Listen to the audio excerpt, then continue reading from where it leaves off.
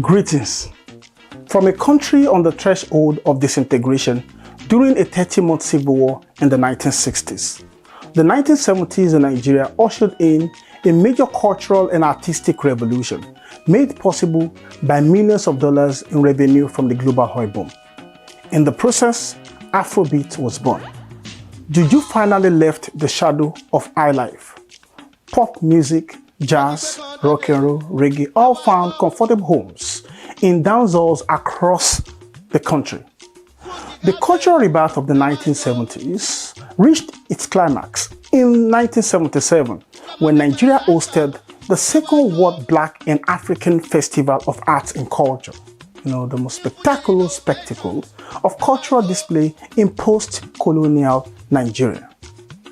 This documentary is about Fuji, one of the numerous musical creations and recreations of the period. Today, Fuji is the most dominant of the Yoruba musical traditions, influencing so many other genres, including Afrobeat, hip-hop, and even gospel music. Shot in libraries, museums, galleries, archives, art centers, universities, private homes, and public events across southwestern Nigeria, in Europe, and of course here in my home office in the United States. The first episode of the Fuji documentary tells the incredible story of Sikiru Ayinde Barrister, the man who created Fuji. Welcome to Mr. Fuji, Barry Wonder.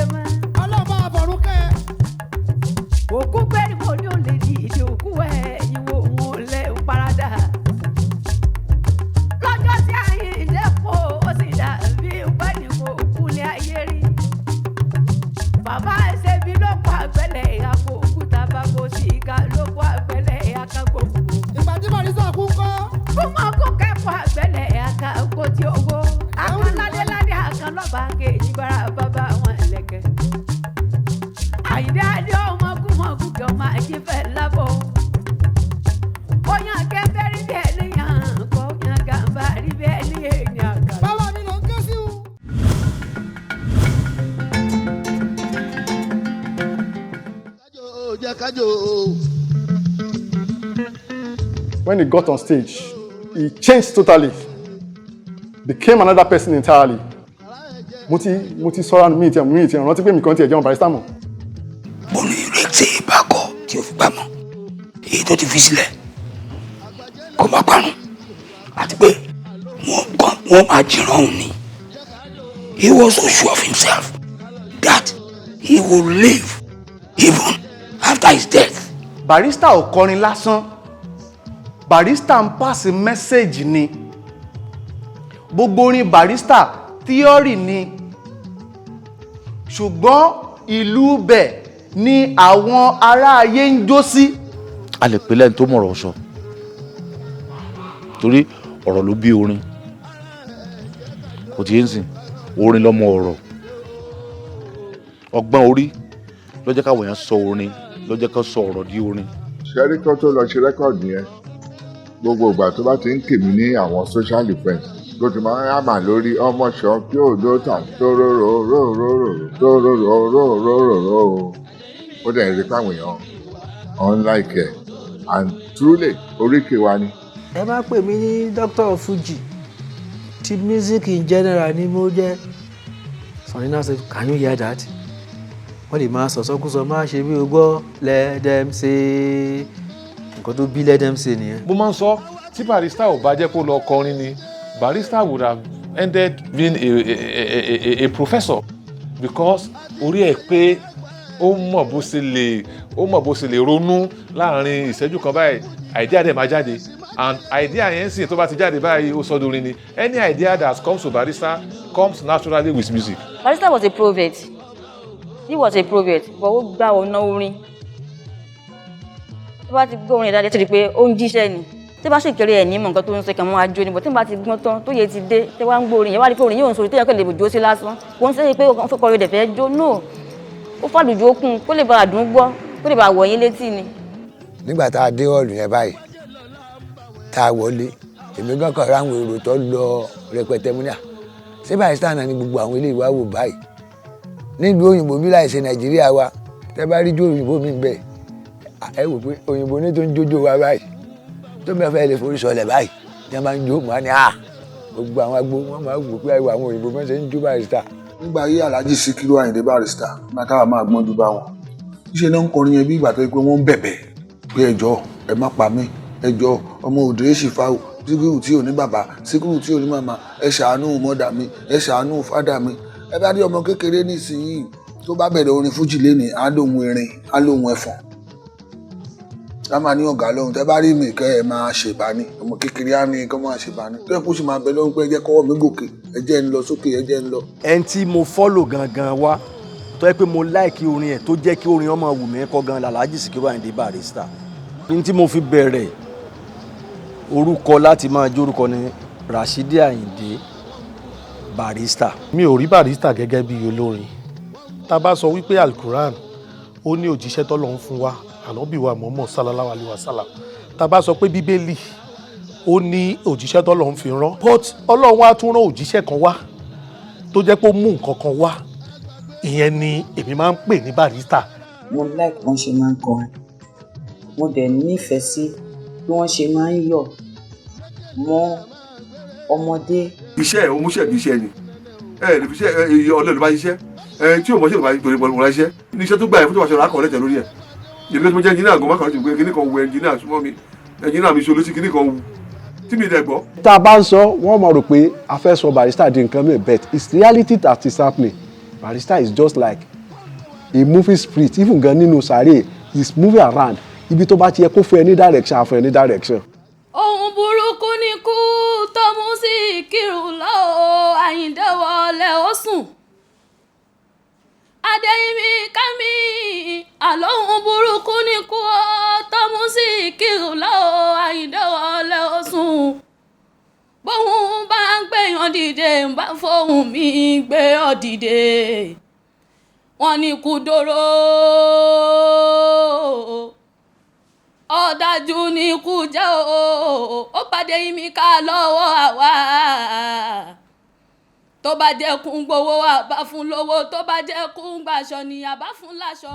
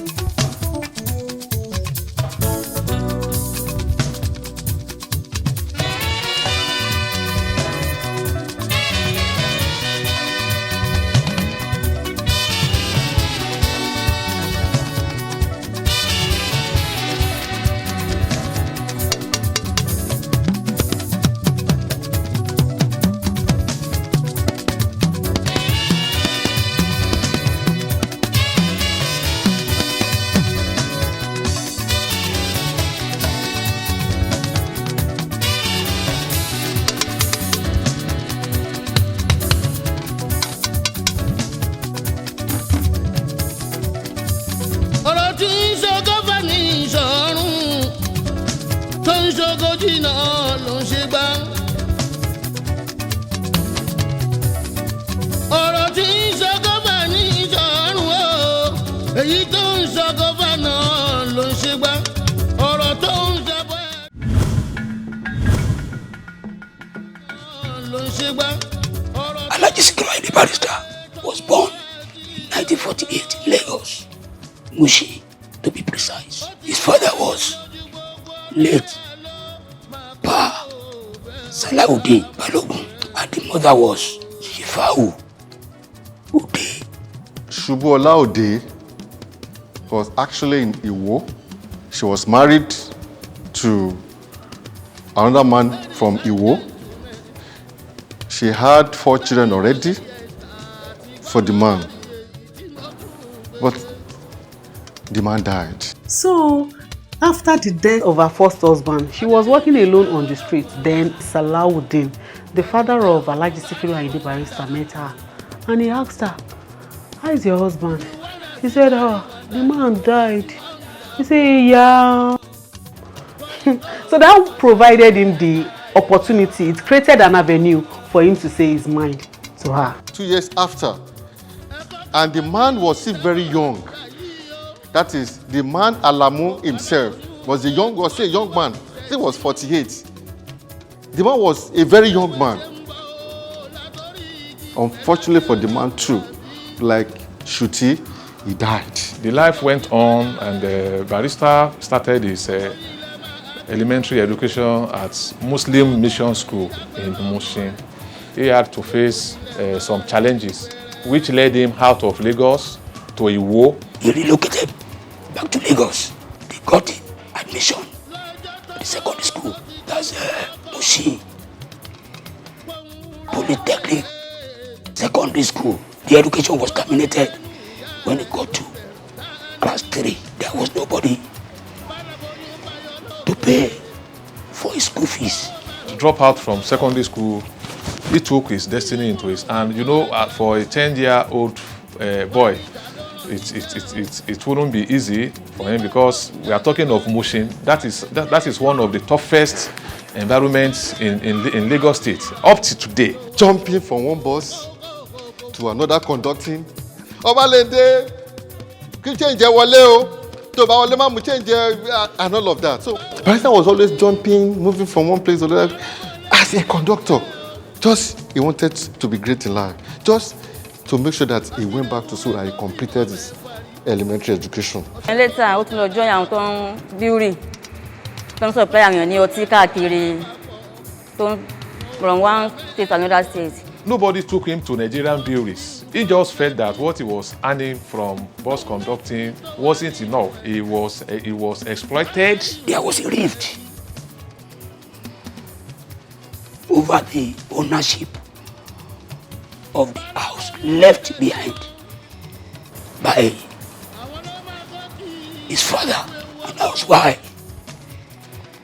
he used to sing that Ogun John wọ́n pín dáadáa. Ọjọ́ kan àti pípẹ́ wàá rò pé àbí kóhun tiẹ̀ para wọn ni. So ọjọ́ ìgọ̀gọ̀gọ̀ deliberately ó jábọ́ lẹ́nu mọ́tò fúnra rẹ̀ ni títí pé kóhun tiẹ̀ kú, because wàhálà yẹn ti pọ̀ fún éèjì ẹ̀ nígbà yẹn.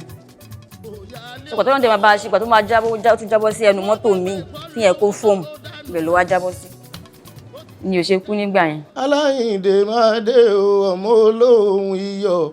Òwèrè jẹ́jẹ́ Àyìndé máa dé o, ọmọ arórin yọ̀. Òwèrè jẹ́jẹ́ bẹ́ẹ̀ ò mẹ́rin ṣe bẹ́ẹ̀ ń gbóhùn mi o. Òwèrè jẹ́jẹ́ bẹ́ẹ̀ ò mọ̀ọ́sá o, ṣe ń jiyàn lọ bẹ́ẹ̀.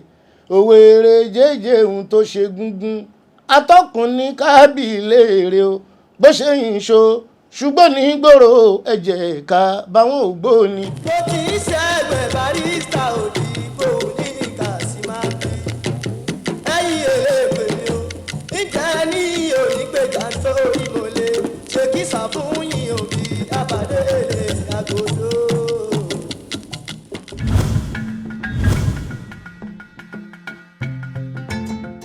When he was 10 years old, he started singing worry music.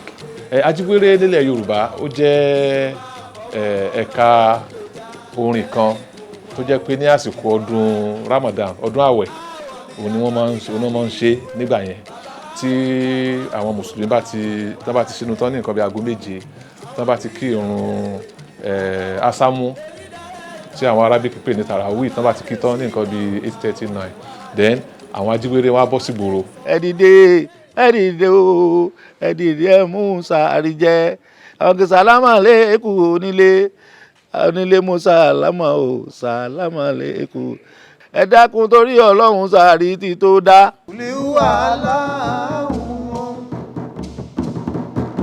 àdúà aláhùn àsálàtù ẹ̀ẹ́gbẹ̀fà ọlọ́ba mú wọn mọ́ àsálàtù tí ó ní pẹ̀kún ọkọlọ́ba mú ọmọdé bá wí. onímọ̀lẹ́ kàn ń ṣe lọ́sàn-án inú àwẹ̀ wọ́n sì ń ṣe lálẹ́ lóru ni wọ́n jí wọ́n kọ àsíá orúkọ wọn táwọn kan ń gbé wájú wa wọ́n á lu gas lamp sẹ́ẹ̀mọ́ gas lamp táwọn tí wọ́n máa pọ̀ báyìí jọ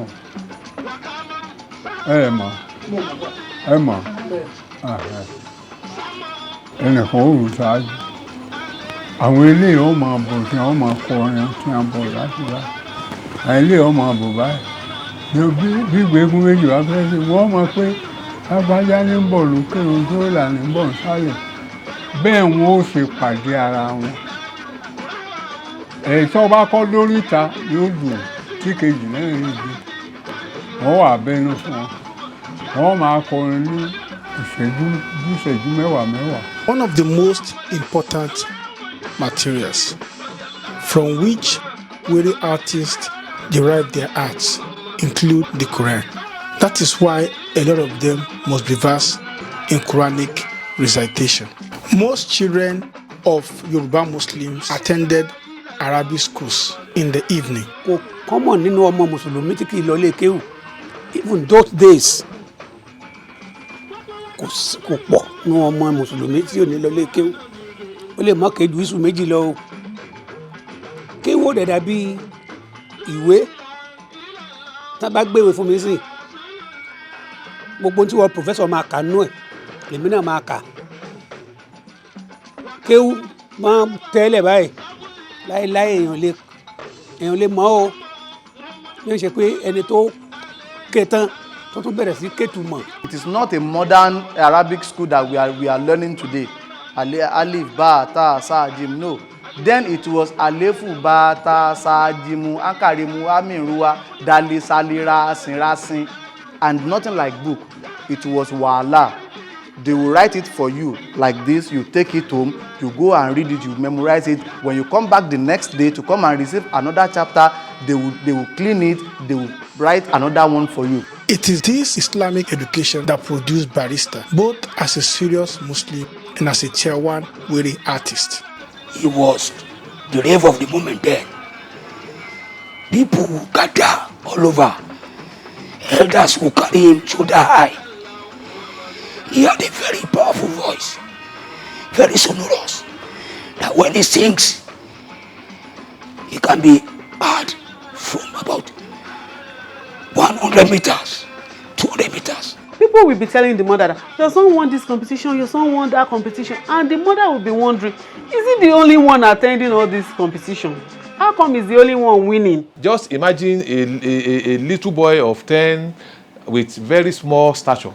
So kẹwò bó ṣe máa cope láàrin ogunlọ́gọ̀ èrò, but àwọn bàbá yẹn some of them wọ́n volunteer pé no a máa gbé ẹrù a gbé ẹkọ́rùn anywhere tó bá ti ń lọ so that àwọn èèyàn fi rí ẹ tí Barrister bá wá bẹ̀rẹ̀ orin. The first warrior group he led was owned by Muraina Ajao. Anytime they went for a rehearsal and Barrister was not there, right? By the time Barrister go for that rehearsal, the songs and everything that they sang, Barrister would sing the same song. Muraina himself became jealous. I brought you as a young boy. I brought you here. When they discovered that his popularity was soaring by the day, they rebelled against him. Envy will come naturally. First first group tó wà tó fi lọ sí tó fi lọ join another group led by one Jibowu Barrister. kò jẹ́ Barrister lọ́dọ̀ bọ̀dá Múráìnà àwọn tó mú jáde kò ń ṣe Sikiru Ayinde Barrister ló ń jẹ́ ń bẹ̀ olórúkọ wéré wọn tó ń jẹ́ ń bẹ̀ nígbà tó dọ́dọ̀ Jibowu ni Jibowu ló wá ń lead àwọn boys àwọn men tó wà pẹ̀lú Jibowu tó jọ ń jí wéré lòun wá jẹ́ leader fún wọn. You're a good story. 1966 ni Jibowu Barrister ọmú mi ó ṣe ẹgbẹ́ Barrister ó yí mi lóhun padà bí ọgán sẹ́yìn tí ọmọ ayé ń fẹ́ o. He was with Jibowu Barrister competing at Eva Square.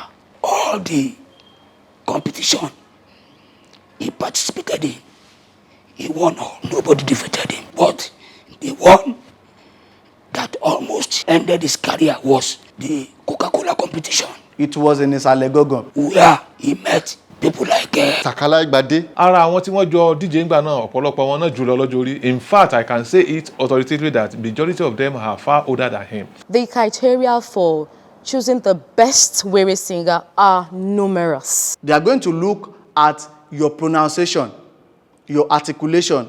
They are going to look at your composition. They are going to consider on your voice, how sweet you are, how melodious. When he collected the microphone, they knew somebody had come. Ó dẹ̀ kó orin jọ láti ara àwọn ilé-iṣẹ́ tó ṣe agbátẹrù ètò yẹn, that is Nigerian bottling company, àwọn tó ń ṣe Coca-Cola. Ó dẹ̀ compose orin lójú ẹsẹ̀. Orin tó compose yẹn òun ni wọ́n fi gbégbá orókè lọ́jọ́ náà. Orin tó kọ yẹn náà rèé, ó ní ẹ mu Coca-Cola, ẹ mu Coca-Cola. Ọtí àlàfẹ́ lọ́tí ẹ máa mu Coca-Cola. It was a joker, and that was what Coca-Cola was looking for. They wanted to have a jingle. It was an instant jingle for Coca-Cola. The officers of Coca-Cola could not hold their joy. They carried him to die. So eventually, he won the trophy. That was what caused the rift between him and Baba Sàkálà Ìgbàdé. 1966 Ìsàlẹ̀ Gángan ṣáàlà máa pàdé lọ́jọ́ sí kéwú la fi sọ wọ́n dolórin èṣí o lọ́jọ́ tán ti bágun tán ló ti jọmọ ewúrẹ́ lọ láti kékeré lè rìn ti mọ̀ ọmọ ẹ kójọ ọmọ ẹ̀fọn lọ ṣẹ́ mọ́ tá a bá dàgbà lágbà tá a dọ̀gà kílẹ̀ ń bínú sí o àyànmọ́ ni ọlárẹ̀ iwájú òní rẹ̀ yẹn bá wá ṣáà mí o ẹ̀yìn tó bá ń bẹ̀ lẹ́yìn ẹ̀ kára mọ́ ṣẹ́. sẹ́ni pé ìdèjì kò ewu ṣùgbọ́n gbogbo ẹni tó bá tọ̀ka nínú orí láti rí ìjà ọ̀pá. ẹ máa bú wa kì máa yí so. ẹ máa bú wa kì máa yí so. àsìkò tẹ òkú.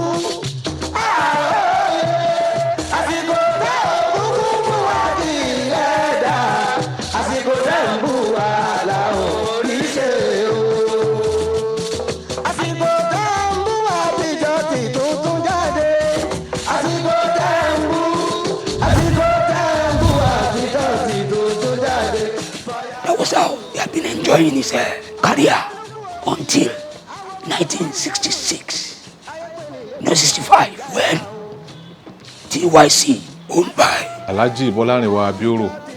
Alhaji Abioro jẹ́ ọ̀kan lára àwọn tí wọ́n kọ́kọ́ fi ojú sí ètò ká máa gbé olórin jáde nígbà náà. Late Chief Abioro ordered his artist manager to hunt for artists. They were able to attend several shows of Barrister. He encouraged Barrister to release that weary performance. The title. Ẹ jẹ́ ká gbọ́ t'Olúwa.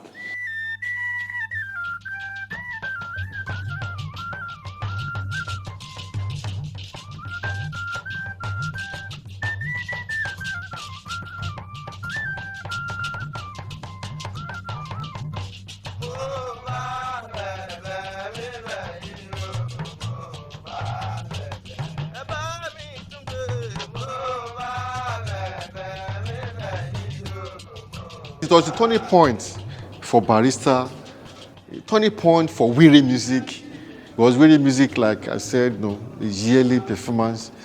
Now that the song was now recorded, people now had the privilege, now the advantage of now listening to Wiri song throughout the year. Although the album is categorized as Wiri, it actually sounds like Sakara or any of the cosmopolitan forms. The lead drum was Sakara, mediated heavily with Shekere in the background.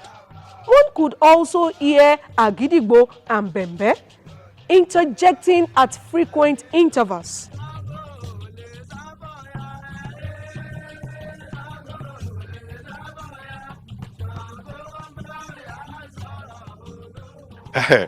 Alhaji Ayinde Barrister ó mọ àwọn tó ń ṣeré fún dáadáa, ó mọ wọn tinú tẹ̀dọ̀, ó mọ ìhùwàsí, ó mọ ronú wọn, ó mọ ìhùwàsí wọn. Tó bá sọ pé lóde òní pé ó mọ òye wọn, ó tọ́ ni. Tí ẹ bá gbọ́ ẹ jẹ́ ká gbọ́ Tolúwa la fẹ́ gbọ́ lóòótọ́.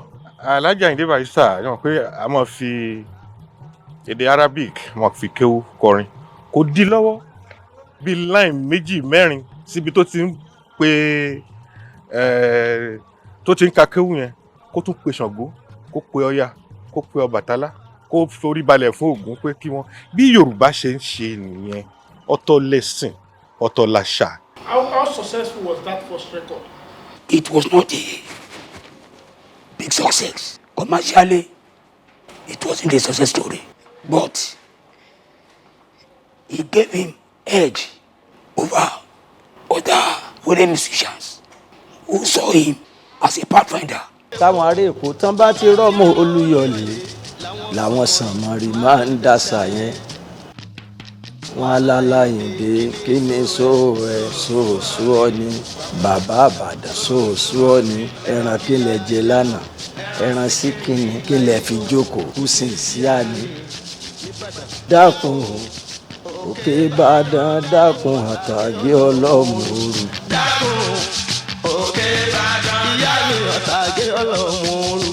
Dákun Òkè Ìbàdàn ọmọ ni mo wá àwọn gbáké. Ọmọ mo wá ìyá mi àtàgé ọmọ ni mo wá mi àtàgé o. Ọmọ mo wá rà Àyìndé mo gbódùdé ìrẹ́lẹ̀ ní ọ̀rọ̀ bódọ́là. Aláyìndé mo tún gbódùdé àjí Síkírù mi.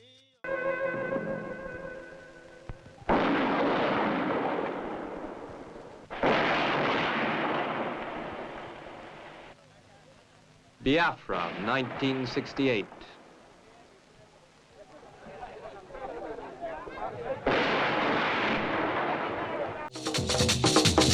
Ayédílẹ̀ báwọn sójà tó ṣe lẹ́bi pé sójà lè sòrí. Dákúyàyà jàdíkì yáwòyàyà níyàló ẹ̀yẹ́ pé sójà lè sòrí.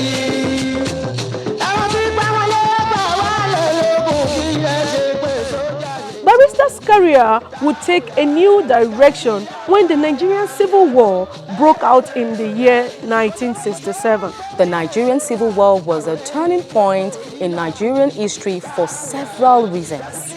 It exposed the fragility of the colonial state that the founding fathers and the founding mothers inherited from the British. In addition to the widespread destruction of lives and property, the war also imparted art. Ayé afẹ́ ò ṣeé gbé mọ́, ìbẹ̀rùbojo làwọn èèyàn fi ń rìn. Gbogbo àwọn tí wọ́n lè wá ṣe fàájì níta lálẹ́ tí wọ́n lè pe léré, inú wọn ò dùn, orí wọn ò wú. Torí ibi tó gun ò dé ìròyìn ogun débẹ̀. Most of the early singers of Were music, there was no way they could go out to sing Were at midnight again because the soldiers have taken over the rule of the country. For them not to remain jobless, so many Were singers were already going to enlist in the army. Barrister, like many of his colleagues who were singing Were, also enlisted in the army. He was posted to Abeokuta to train. After his training, he was posted back to Boni camp and later to Abati Barrack in Yaba. In 1968, he was drafted to the war front. Ó wà ní abẹ́ àkóso Colonel Adeniran àti Major Oladipo Dia ní 10th Battalion. Wọ́n yìnbọn mọ́ ní ìlú tí wọ́n ń pè ní Abagana. Abagana yẹn jẹ́ ibi tí ogun yẹn tó ti lágbára díẹ̀. And was taken to the military hospital in Bendel State. After the treatment, he was discharged and posted back to Lagos, where he worked in the Signal Division as a typist and a stenographer. Military service didn't stop him from performing. Wá bá mi lábẹ́kúta, ó ní kọ́lá. Ìgbà wo la fẹ́ gba £18.5 ìgbà wo la fẹ́ gbadà? Ilé afẹ́ fi ṣe, jẹ́ ká padà máa kọrin wa o. Jẹ́ ká máa kọrin wa o. Mo ní Sikiru tó bá jẹ́ kí àwọn sójà rí tí wọ́n ti rí sójà tó kọrin rí. Ó ní a máa dọ́gbọ́n sí i. Àmọ́ àwọn mọ̀ pé Ọlọ́run ló mọ̀ ṣe àṣelà o. Bẹ́nìyàn bá mọ̀ ṣe àṣelà onítọ̀hún oníṣiṣẹ́ kankan. Ìmbá tètè mọ̀ pọ́nrin níjẹ́ àṣelà mi, ìbá ti gbà sójà lọ. As a matter of fact, Barrister invented Fuji as a soldier. Ó wà ní military ló invent Fuji yẹn. Ibẹ̀ ló wà tó ti máa lọ escape, tá sneak out, tá lọ kọrin, tá lọ ṣe kíní. Ó ti láwọn tó ń cover up fún lára àwọn ọ̀gá ẹ̀. Pàápàá jùlọ, ó ṣe ń release àwọn àwo, ó ń gbé àwọn àwo jáde lábẹ́ TYC African Songs label tí ó jẹ́ ti alàgbà Bọ́lárìnwá Bíòrò. He was about to be commissioned as a lieutenant when he was advised to leave the military and face his music career by juju artist Ebenezer Obey, patrons like Buhari Oloto, and journalists like Dayo Odeyemi. Because each time he came for an interview, he will be dozing off, he will be sleeping. He will apologize to us that he's just coming from a show. And you are going to the office again. As a military man, you better leave this job. Ara àwọn tá lè pè ní àtúbọ̀tán bí Ayinde Barrister ṣe kúrò nínú iṣẹ́ ológun ni wípé ó ráàyè nísìn láti farabalẹ̀ ṣe àtọ́sọ́nà irú orin tóun fẹ́ kọ gan-an. Kò sí inú fún àyàfó tó fi ń jáde ní bárẹ́kẹ̀ ológun wọn láti àárọ̀ ṣúlẹ̀ orin ló kọjú mọ́. Kò sí ọ̀gá kan tí ó fọn fèrè àbí tí ó give order wípé ó yá ẹ máa lọ sí parade ground. Eléyìí fi àyè lẹ̀ fún láti di akọ́ṣẹ́mọṣẹ́ gan-an tí àwọn olóyìnbó ń pè ní professional. The transitioning from Were to Fuji wasn't a radical one.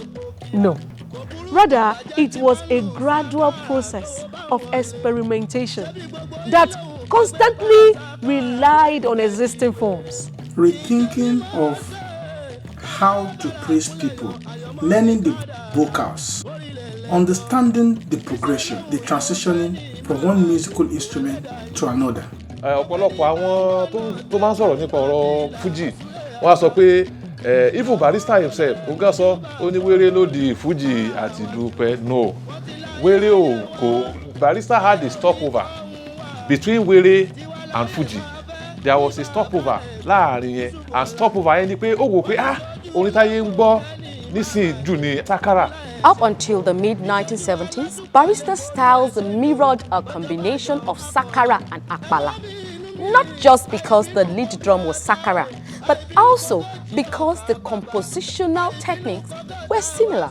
Nígbà tó fi máa di bí ọdún 1976, a bẹ̀rẹ̀ sí rí àwọn ìyípadà tó lápẹẹrẹ nínú bí Ayinde Barrister ṣe ń ṣe àgbékalẹ̀ orin nìkan kọ́ àti ètò ìlú lílù tó ń tẹ̀lé orin. Ìgbà míì ó lè fi ọwọ́ wọ́rọ̀ kó fi bẹ̀rẹ̀, nígbà tí ó bá fi dé àárín kó di líle. The tempo began to change in favor of multiple sound ear instruments leading and interjecting at different intervals. He became unpredictable. Occasionally, Sakara would lead the opening of a track, only for Gongo to do the next track. In another track, vocals would prefigure beats. In the next, air instruments like trumpet would start a quick progression that would later terminate in praise singing. Of course, military service influenced his music. The trumpet, the flutes, and the military brigade became a constant feature of his sound. Even the existing Akbala, Sakara, Juju, and some other music genres saw his emergence as a threat. I could remember mo rántí interview Baba Àyìndé Barrister kan NTA ní interview yẹn. Baba wọn pé ó ní Sunday ó ń pe King Sunny Adé ìjọ náà lọ́hùn. Baba wọn pé Obey baba ń sá pé Ebenezer Obey ní orúkọ kan but àti mọ̀ pé Obey ní ń pè Obey ló ń bá wí pé ọmọ kan ń bọ̀ lẹ́yìn báyìí ọmọ kan ti ń lu sákárà àti gbá méjì báyìí tó ń bọ̀ lẹ́yìn báyìí ẹ múra o tẹ́ ẹ bá múra ọmọ táwọn wí pẹ̀lú spirit tó ń bá bọ̀ lẹ́yìn yìí ó háì púpọ̀ o pé bọ̀ orin tí ẹ̀ kì í ṣe jùjú o wọ́n ti pilẹ̀ sọ fún Sunny Adé àti Ebenezer Obey pé Barrister ń bọ̀ lẹ́yìn yìí o gbogbo ìgbésẹ̀ bá rìn sí ẹ̀rìn o. By 1979, Fuji had become a full-blown music art to the point that Barrister himself conceptualized and codified it.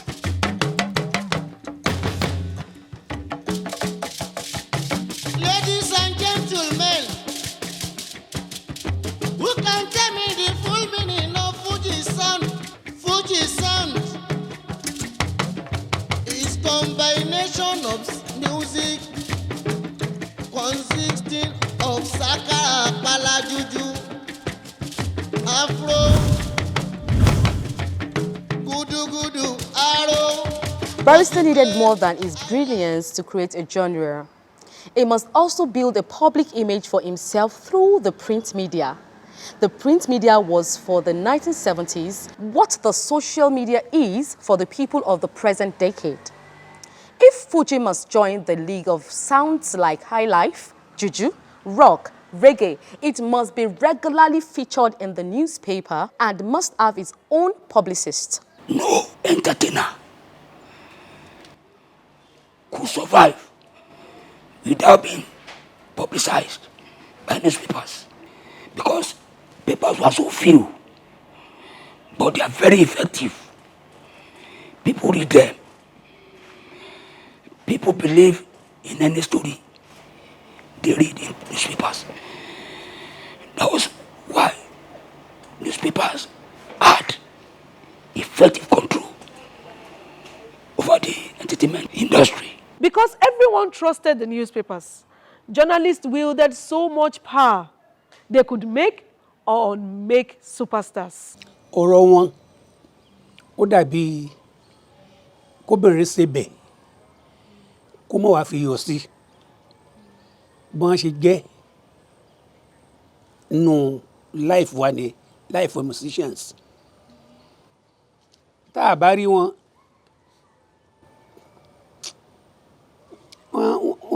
kí ni Yorùbá ṣe máa ń oyin ṣe mí ò ń gbà mí n ló pọ̀ jù ní inú wọn má ṣe ń promote wa náà tún demote wa. Luck shined on Barrister when he began to befriend Olabisi Àjànàkú.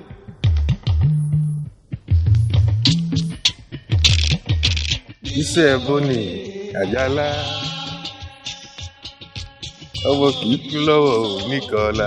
Àjàlá was the great Nigerian globe trotter. He traveled across the world and became famous in Nigeria for his global adventure.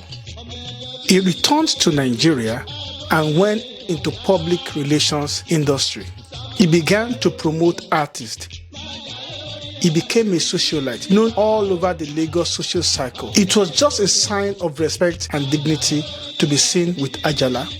Àjàlá was using his own fame as a globe trotter to promote artists. From King Sunny Adé to Ebenezer Obey, it became fashionable for artists to praise Àjàlá in their album. Ajala traveled all over the world. Ajala traveled all over the world. Ajala traveled. Ìyẹn ti wá elevate ẹ̀.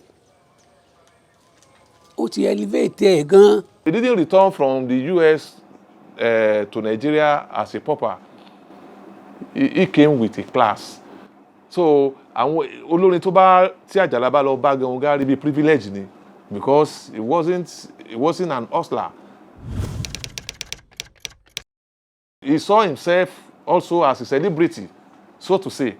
So if you come and say Emil Àjàlá, ẹ ṣílẹ̀kùn fún ni now. On October 24, 1975, Àjàlá published what appeared like the first newspaper article on Barrister in Lagos Weekend magazine. Ara ohun tí Ọlábísí Àjàlá kọ nígbà náà ni wípé eré Fuji Sikiru ó dàbí ìgbà tí Fẹlá àbí Sànní Adé ṣẹ̀ṣẹ̀ dé pé àtẹ́wọ́gbà rẹ̀ láàrin àwọn èèyàn ó dàbí irú èyí tí wọ́n fún Fẹlá àti Sànní. Kí ló tún wá kù? Tá a bá mú ṣàkọ̀tún tá a mú ṣàkòsí nígbà tí wọ́n ti ń fi Alhaji Sikiru Ayinde wé Fẹlá Sànní àbí Òbé ní agbo àwọn òṣèré ní orílẹ̀-èdè Nàìjíríà. Ọmọ ìyá, you used to call him ọmọ ìyá. You used to call Barrister ọmọ ìyá. He called me too. You used to call me ọmọ ìyá too. Ọmọ ìyá, wo, mo fẹ́ kọ́kọ́. You have to. They were arranged for that. You will collect money to write for Barrister. That was the arrangement.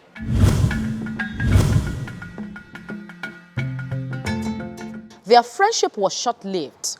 The popular narrative was that Àjàlá was extorting Barrister and bragging about his power to bring him down.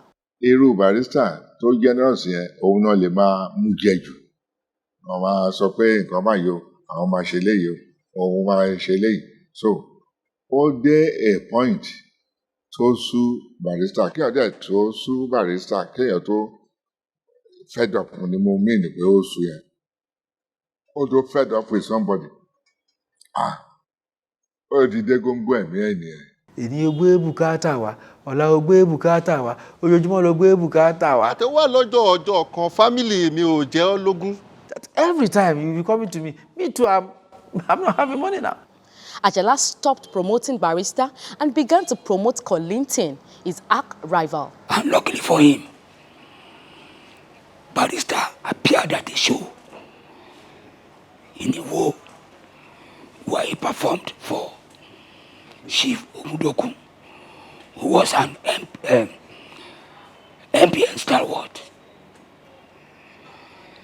There he sang in praise of MPN, he sang in praise of Omudoku, he sang in praise of MPN chairman Meredith Adisa Okeloye, and some notable leaders, including the 12th to 3rd man, Chief Richard Akinjide. He praised them. So Àjàlá wrote out the story that Barrister was abusing Awolowo. That was how the problem started. Barrister fúnra ọmọ Yorùbá ni, orin tó ń kọ Yorùbá ni, àwọn tó ń gbọ́ orin ẹ̀ Yorùbá ni wọ́n. Báwo ṣe mo wá bú ẹgbẹ́ Yorùbá? So kí ni ẹ fọwọ́ kan lẹ́bi ó dẹ̀ dùn gan pé it's like pé wọ́n ń wá ọgbọ́n àti gún ògo ẹ̀ sínú omi. Bisi Àjàlá now took Kollington to Jakande, and Kollington prostrated to Jakande, and Jakande now just put his hand on him, and they used the story that Governor Jakande blessed Kollington, and that was it. And the Barrister was singing for MPN. Barrister was not inclined to politics at all. mo rò pé òun náà ló lè decide pé tóun bá ṣe politics ó bẹ́tà fóun ju kóun ṣe politics lọ torí it was loved by everybody lọ́mọdé lágbà lọ́kùnrin lóbìnrin Yorùbá or non-Yorùbá náà tó bá gbọ́ kìíní ẹ̀ ó dẹ̀ ti rò pé tóun bá lọ ń ṣe politics ọmọ téǹtì méjì ẹ̀ ni. nígbà tó di ọdún 1980 Alhaji Sikiru Ayinde Barrister gbé àwo orin kan jáde tá a pè ní Òkè Àgbà. Òkè Àgbà ni mo gùn yí ẹ máa jẹ ń jábọ́. ẹ bá tún gbé kí n gbọ́ Òkè Àgbà ni mo gùn yí ẹ máa jẹ ń jábọ́. ìyá mi Òkè Àgbà ni mo gùn yí ẹ máa jẹ ń jábọ́. ẹ tún gbé kí n gbọ́ Òkè Àgbà. níbí yìí ló ti farabalẹ̀ ṣàlàyé gbogbo ohun tó ń ṣẹlẹ̀ láàrin òun àti Ọlábísí Ẹ̀bóní Àjàlá. Barrister ṣòro ń ṣe torí kò ní ròṣẹ́jú kan kó tó gbórin jáde ń bí ìsìn. musical chart nígbà yẹn it used to be dominated by KSA and Obey. Barrister came from nowhere ó dẹ̀ Òkè Àgbà yẹn lágbára. Even from the beginning, that album, Barrister recorded it at once. Later, now cut it. See side 1, side 2. Ó flow tán ni o. If you listen to it, ó parí ẹ̀ sí. Sálúbàtà ni mo wọ̀ mi ò gbọ́dọ̀ ṣubú. Ẹ tún gbé kí n gbọ́. Sálúbàtà. Ibẹ̀ yẹn ló ti parí, ibẹ̀ ló ti bẹ̀rẹ̀ padà. The second side. Time tó ń lò fún rẹ́kọ̀dù kan ó ti pé ikọ̀ àwọn ní kínígbẹ̀ tó ń ṣe é náà kọ́ọ̀tù ẹ̀ pé wá ó ti tó gẹ́ kí ló tún fẹ́ kọ́. Ajala reacted to the album by suing Barrister for defamation of character. Another major event was about to emerge in Nigerian music industry. Yes, it was historic in the sense that the case created a new dimension in the music, in the entertainment industry, because usually if that man going to pay breach of contract, that be pay artist who breach contract, below recording company and the rest of them, they could see to their libel. So that was why it was even difficult for Ajala to prove the case in the court with the cassette. So it was a new dimension entirely. Ó dárúkọ ẹ̀ ṣùgbọ́n everybody tó bá ní social circle wọ́n ti mọ̀ yìí pé Àjàlá ló ń bá rí fine bara. So shame ẹ̀ pọ̀ fún Ọlábísí Àjàlá káàkiri pé fine bara ni brother yẹ lọ́wọ́ ṣẹ́mọ̀. It was a terrible record. The print media was on fire with several captivating headlines. Olabisi Ajala motion adjourned. Ajala gets court order on Barrister, and so many other headlines. Every pen was looking for something to scribble on to write these sensational stories about, I'm a buyer. Barrister engaged the service of Chief Richard Akindele, one of his lawyers in his chambers, who later became Barrister's legal man. Àjàlá náà popular, òun náà ní connection tiẹ̀. Wọ́n á make it very difficult fún Dọ̀kí. Òun ní pé wọ́n bá máa ṣeré ní Ìlọrin sí. Ó lè jẹ́ pé ìjọ Monday náà máa fi kéèsì yẹn sí. Ẹ̀yin náà wò kí ló ṣe máa ẹni tó yẹ kó ì máa sùn kí ló ṣe fẹ́ wá sẹ́kọ̀ọ́. Bẹ́ẹ̀ nǹkan yẹn lọ bẹ́ẹ̀ ṣá. People came in and settled it. It was Ebenezer Obey who intervened.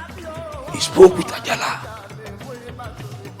pleaded with him to withdraw the case. God, Ajala ni òun ní withdraw ẹ̀. Àtọ́ba lè sọ̀rọ̀ kọ fún un. So, Obey wá lọ meet Chief MK Abiola. Chief MK Abiola ló wá gbé Ajala. Ìlú ló fẹ́. think he gave him 15,000. Only in by 15,000 was like 15 million in those days. Then he withdrew the case.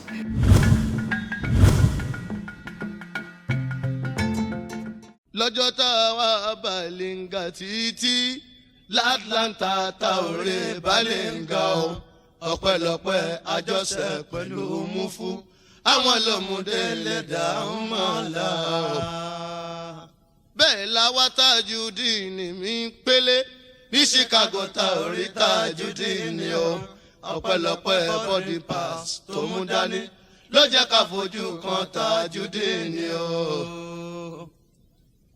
Aye, ladies and gentlemen. Barrister in 1978 took Fuji to London for the first time.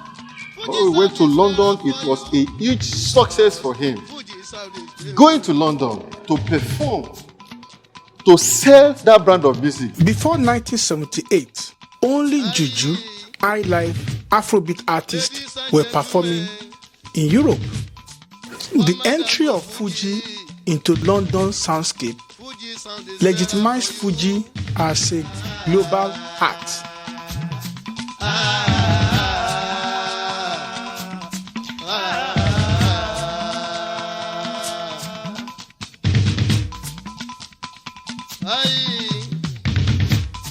Ladies and gentlemen, commanders to Fuji. Fuji sound is better for you, cause Fuji sound is beautiful. Let's sing along la la la la la la la la la. Nígbà tí a ti lè gbé Fuji lọ síbi tí highlife lọ, tí highlife dọba orin. Nígbà tá a ti lè gbé Fuji lọ síbi tí Juju lọ, tí Juju náà dọba orin. Láti ti gbé Fuji kúrò ní Nàìjíríà tó ti di pé wọ́n ti ń kọ́ nílùú òyìnbó náà ní ibi tí Fuji wà nínú class of music in the world ló ti wà further defined. Tá a bá dé ibi ọ̀tá àti fẹ́ play tí gbogbo instrument wa ti wà òkè wọ́n á ní ká wọnú room kan gbogbo wa MC yẹn Mr. Gbadebo ó mọ̀ wá máa pè wá lọ́kọ̀ọ̀kan pẹ̀lú iṣẹ́ tí kálukú ń ṣe èyí tó bá pè yọ jáde wá yóò bọ́ sórí stage á kí wọn so abọ́sá yẹ ẹni tó bá tún ṣe ẹni tí wọ́n bá tún pè ó náà kì í ẹni bọ́ jù bẹ́ẹ̀ ó náà abọ́sá yẹ tí wọ́n bá pè wá wọlé náà wọ́n ṣe wá pé aláàjì gangan ó náà ṣe àbọ̀ta yóò kí wọn ó máa bẹ̀rẹ̀ eré ni.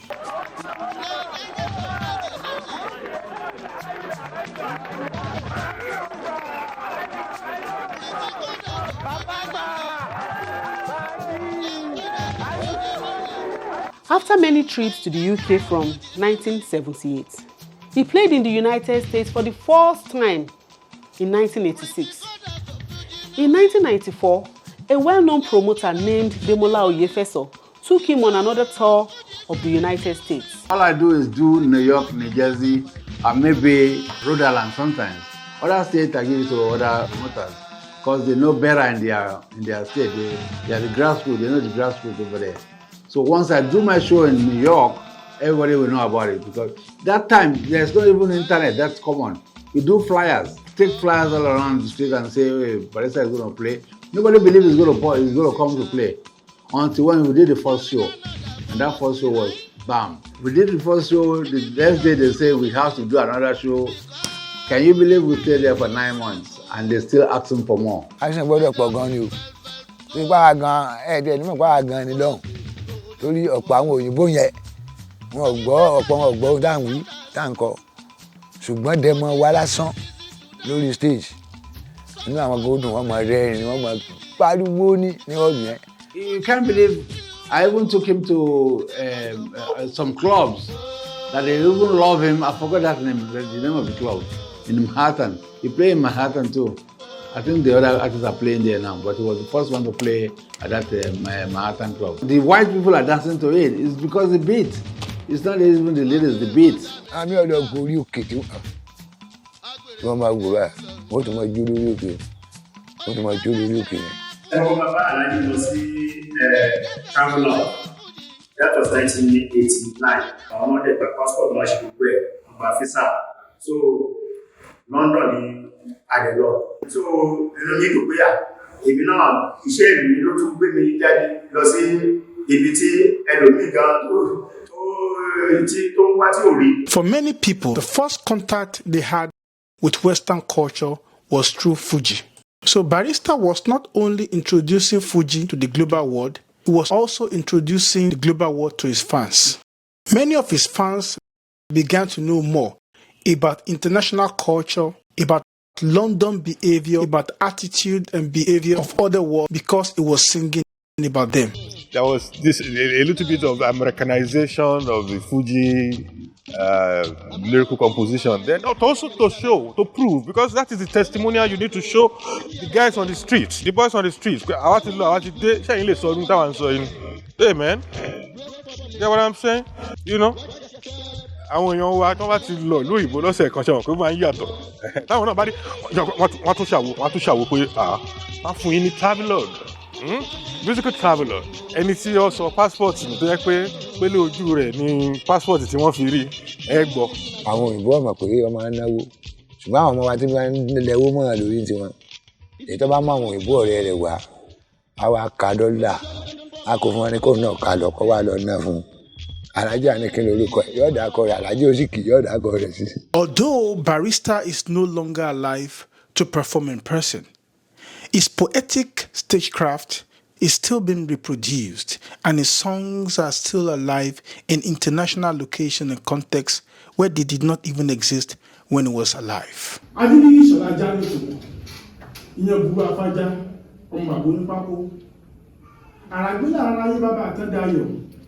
Ìṣọ̀lá mọ́sọ̀jọ́ Adéníyì mọ́sọ̀jọ́jọ́ nítorí wípé ojo ní sọ ní dẹrú ogun ní sọ ní dọba. Thank you for listening.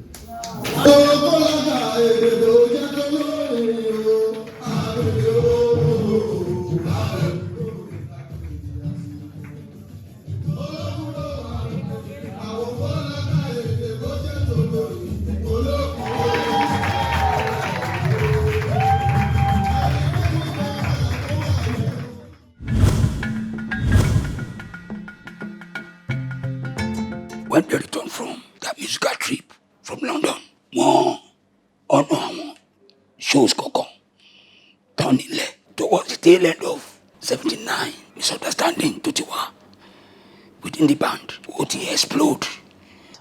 This was a difficult period for Barrister. The origin of this controversy is unclear to most people. Some of the band members, especially Oyadolu, claimed that Barrister was cheating them, that he wasn't giving them enough money. Others actually believe that the sharing formula within the band was so unequal. Some of them were making far more than others. The boys refused to report at shows.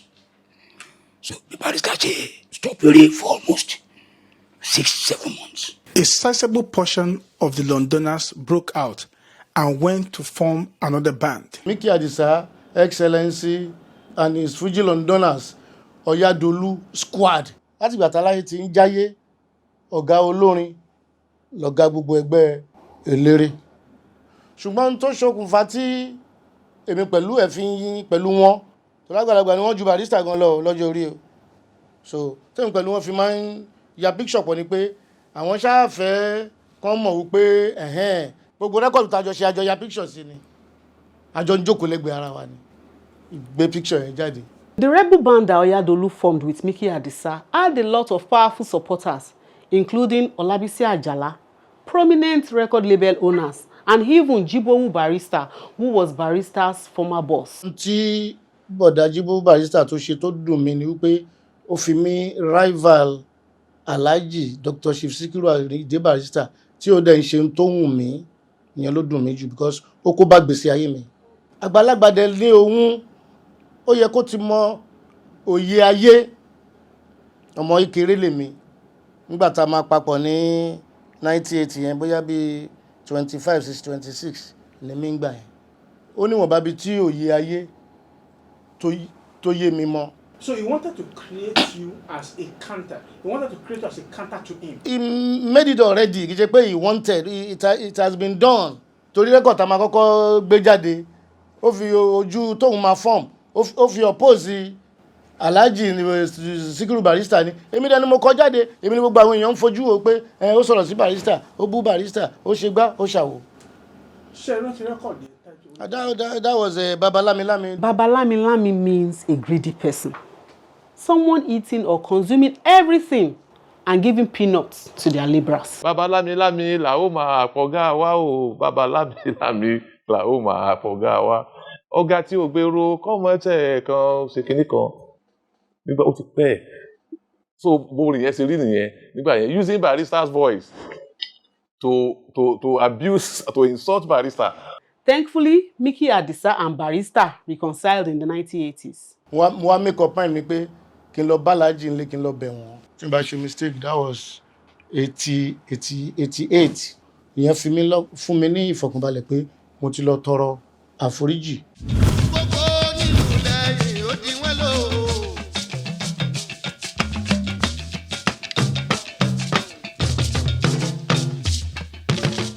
Barrister was so depressed from the problem of his band to the problem of his publicist.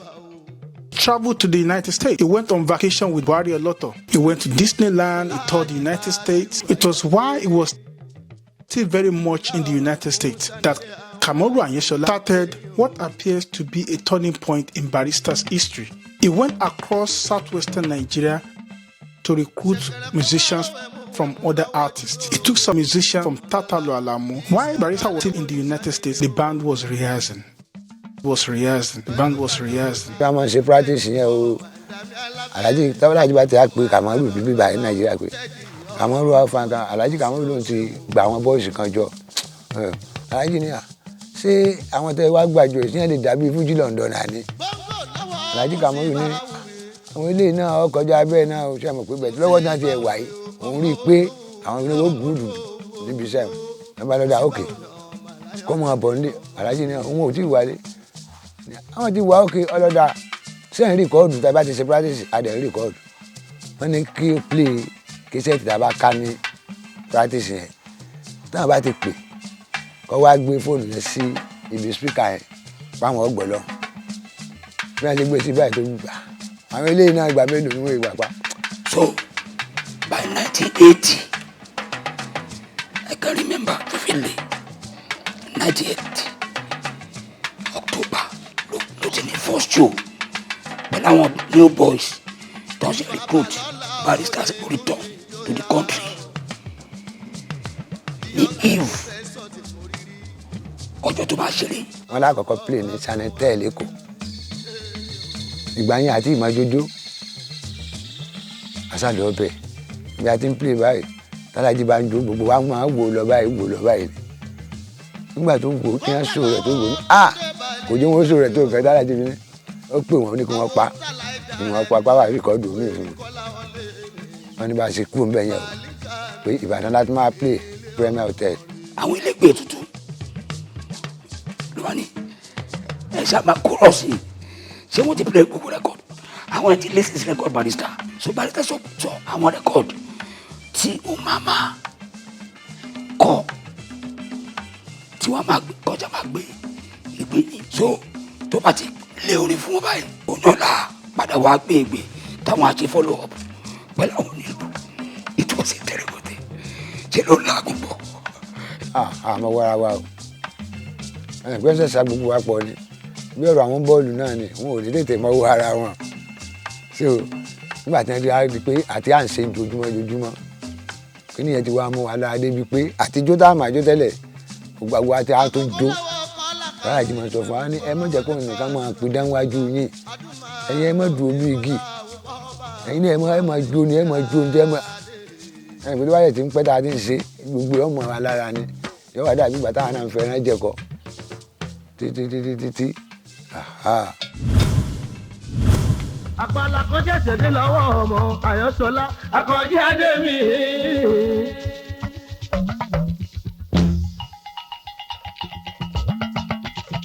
Barrister's music changed completely under Àyànṣọlá, who produced the lead percussion of some of the best albums from around 1979 to 1984.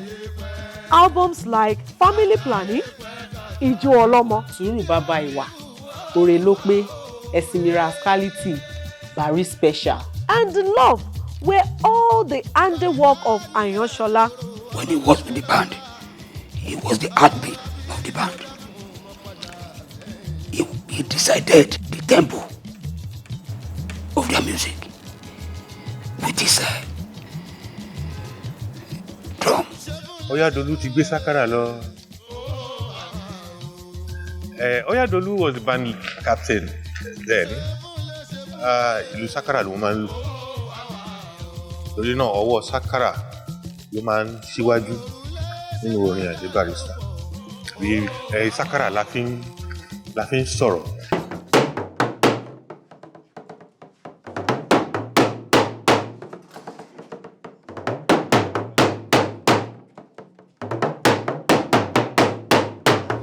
Àyànṣọlá tó wá di captain lẹ́yìn Oyadolu gangan lòun ń lò.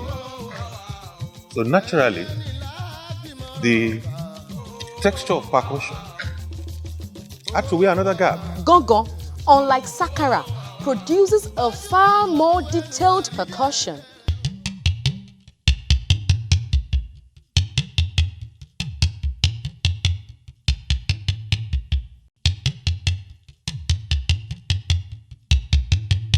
It's also a better musical instrument for lead vocalist, lead drummer interaction. Maybe even better than the Yalu in that sense. Intimacy, yes. The intimacy that you want between a lead vocalist and a lead drummer is aided better with a gangan.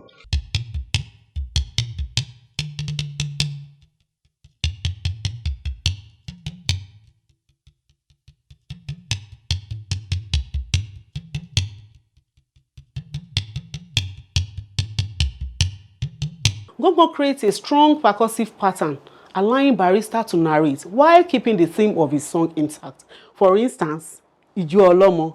Àyànṣọlá pàlù rẹ̀dà gbẹ̀gbẹ̀. Ọmọ ń bẹ lára mi. Ara mi gbẹ̀kan. Ọmọ ń bẹ lára mi o. Ara mi gbẹ̀kan.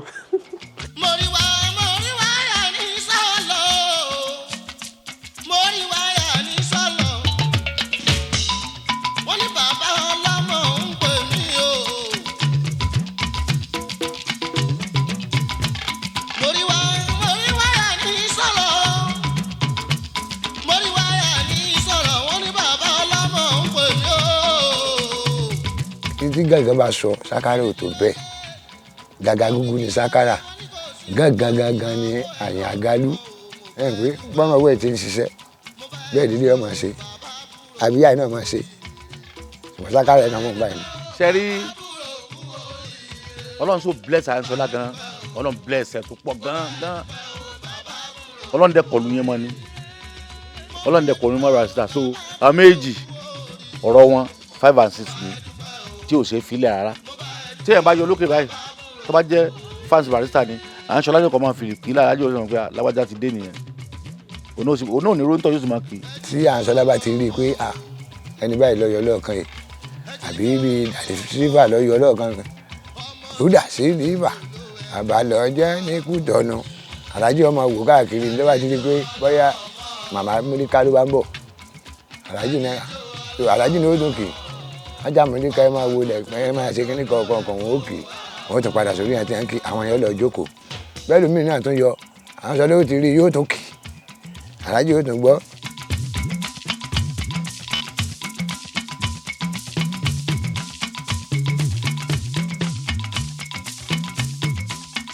Unfortunately, ìjà tún ṣẹlẹ̀ láàrin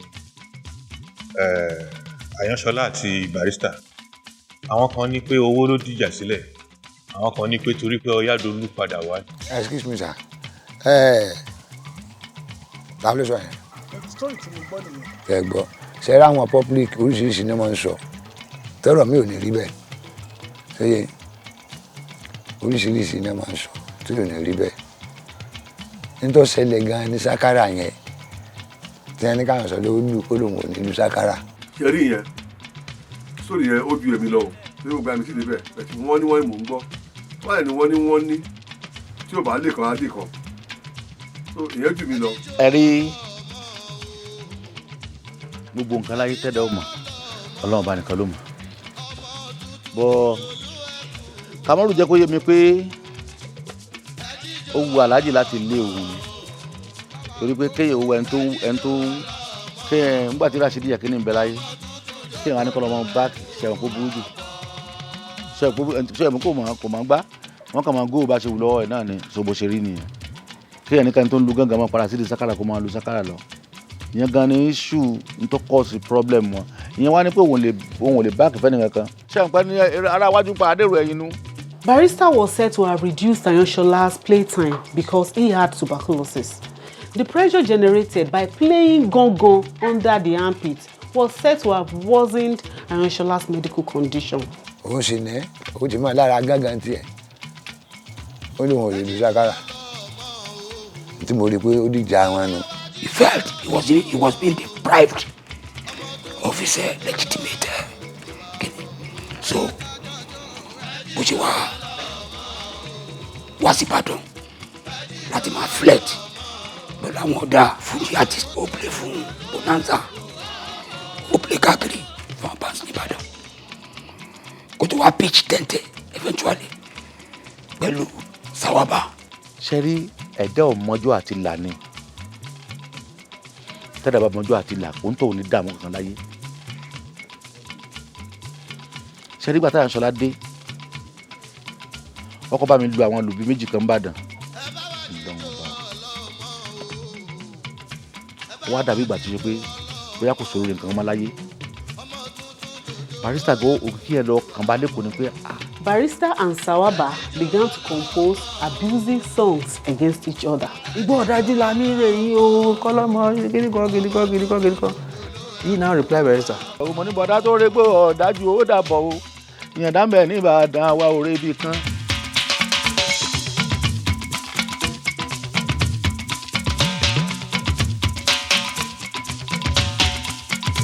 wọ́n ti parí ìjà Àlàjí àti Àyànṣọlá ọba wa Ṣàǹkẹ́ ti bá wọn parí ẹ̀ kó padà lókù ṣùgbọ́n Àyànṣọlá ikú ò jẹ́ kó padà síbẹ̀ mọ́. Ayansola died on December 31, 1985. In 1987, Barrister auditioned 11 drummers to replace Ayansola. It was a keenly contested audition.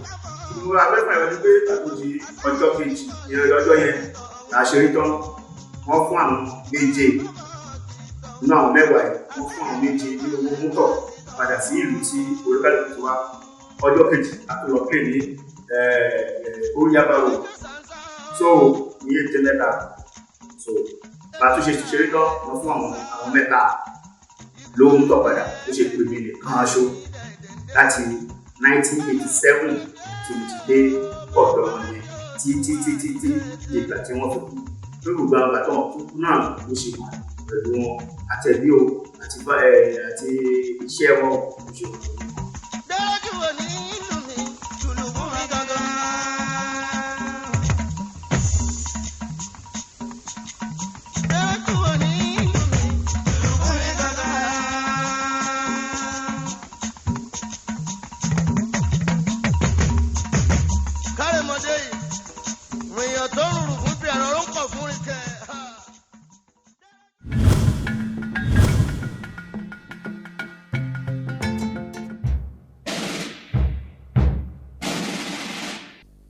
Consequently, the following decisions come into immediate effect. The interim national government is hereby dissolved. The national and state assemblies are also dissolved. The state executive councils are dissolved. The brigade commanders are to take over from the governors in their states until administrators are appointed.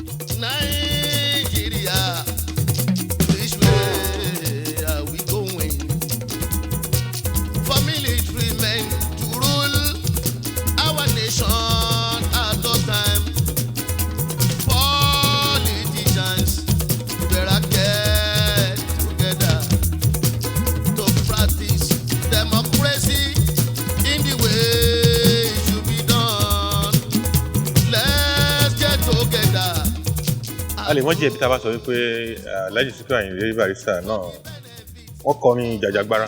Kòyàn ni wọ́n ti nígbàgbọ́ wípé olórin tó bá ń ṣeré lójú agbo tí wọ́n ń fowó mọ́ lórí kò lè kọrin láti fi túlù ṣe. Torí wípé ẹni tó bá ti jẹ dòdò kò ní lè sòdodo.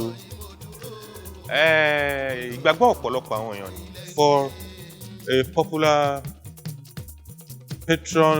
patronage-driven popular artist to come out unequivocally and challenge the structure that you think is benefiting from. It takes a lot of courage. Kò like a system of governance. Àjọ máa ń jókòó a máa ń sọ. Kò lè ṣe kó máa ka pépà. Lójúmọ́ 7 papers. Non-supply lójúmọ́ 7 papers. Punch, Tribune, Sketch, and some others. Gbogbo wà lórí table every morning. So on follow trend, and he was not happy. Ó dẹ̀ comment lórí ẹ̀. He reacts. 1983, the nation went to poll again for another general election, presidential election. I think that election was held April 16 or thereabouts. So, months before that election, the fever was everywhere, campaign going on everywhere. And then politicians, as we have it today, politicians like to patronize a popular musician in order to mobilize electorate. And then Barrister was rave of the moment. So they believe that having Barrister is like having the whole world. Instead of reciprocating the patronizing gesture of the ruling party, that is the NPN, by serving as their mouthpiece, Barrister did the opposite. Just a few weeks before the election, he went to the studio and recorded Nigeria. In that album, Barrister did not spare the ruling government. ọ̀rọ̀ bò tó ń bọ̀ lọ́nà yìí ó tí ó sì fọkàn balẹ̀ fẹ́nìkan o lọ́lá olúwa ọba ògo dùgbẹ̀dùgbẹ̀ tó ń mì yóò ní jábọ́. ẹ̀yin sọmọrí ọgbọ́n jàgbára lọ o agbára ń bẹ lọ́wọ́ àwọn òṣèlú wa o. The album was more than a political commentary. It has all the elements of a manifesto. Basically, it spelled out what the people expected from good leadership. He analyzed the state of the nation as regards government policies, government economic policies precisely. Iná ń lọ gbogbo àwọn nǹkan yẹn. Ironically, those problems tí Barrister mentioned gbà yẹn, up to today they are still here. That album endeared Barrister more to the heart of the masses. Yes, this is our mouthpiece. Gbogbo nǹkan tó ń jẹ wá níyà ló ń sọ. Members of the ruling government, I think they were not comfortable with that. Pé táwọn patronize òun ló máa dúkọ́ ru nǹkan báyìí sí wa. But kò sí nǹkan tá a lè ṣe ẹni kó ro má sọ̀kù wọn. Ó dẹ̀ sọ pé òun ti sọ ilé ìtàn. The NPN threatened political action, which included disruption of his shows. Nobody will invite him to an event capable of degenerating into violence. Election ti kọjá. Then Barrister released an album titled Love. And there was a particular percussion there. Àyànṣọlá ló lùlù kan bí album Love yẹn tó ti lùlù ìyàwó ẹlẹ́sẹ̀ osùn ìwọ nìkan ni mo fẹ́.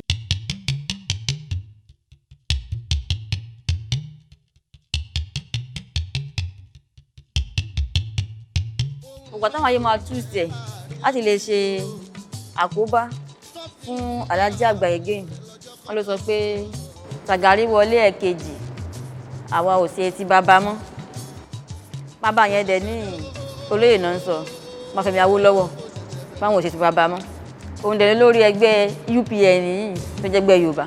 onílù ti ṣe tiẹ̀ tán ó ti lọ Ayinde Barrister ti gbóni jáde ṣùgbọ́n torí pé àwo orin yìí àsìkò tí wọ́n ṣẹ̀ṣẹ̀ dìbò ni wọ́n gbé jáde àwọn èèyàn gbá bóyá wọ́n mọ̀ọ́mọ̀ ni o bóyá ó ṣèèṣì ni o maybe it's mischievous or deliberate people change the meaning to suit their own context tí ìyàwó ẹlẹ́sọ̀ oṣù ìwọ nìkan ni mo fẹ́ ṣe wá di Ṣàgàrí wọlé ẹ̀kejì àwa ò ṣe ti bàbá mọ́ wọ́n wá sọ orin ìfẹ́ wọ́n sọ di orin ọ̀tẹ̀.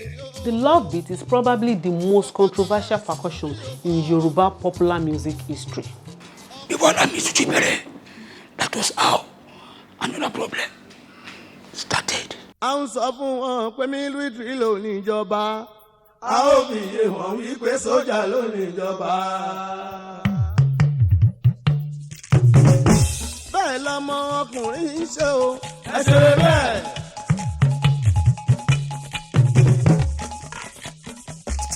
À ń sọ fún wọn mílítírì ló ní ìjọba a ó fi yé wọn wípé sójà ló ní ìjọba. In Military, the album he released in 1984, he praised the military for taking over the rulership of the country. He was very optimistic that they would change the fortune of the country. On a personal note, actually, he was happy that the military coup was successful because he was unhappy with the way the civilians were politicizing his art.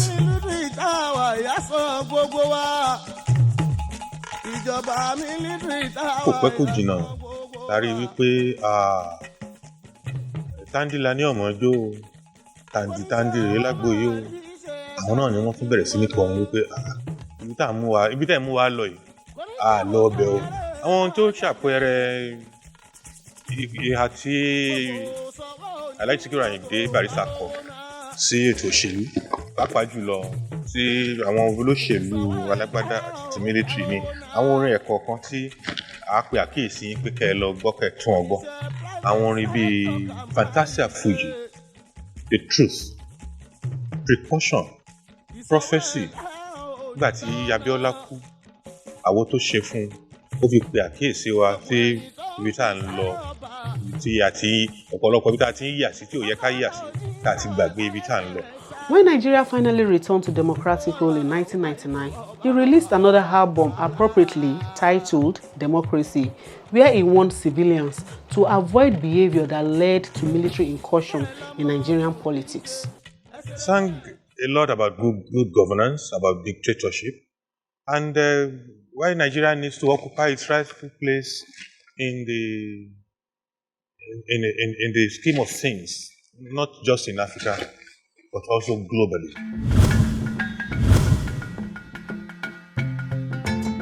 A 1, a 2, a 3, a 4.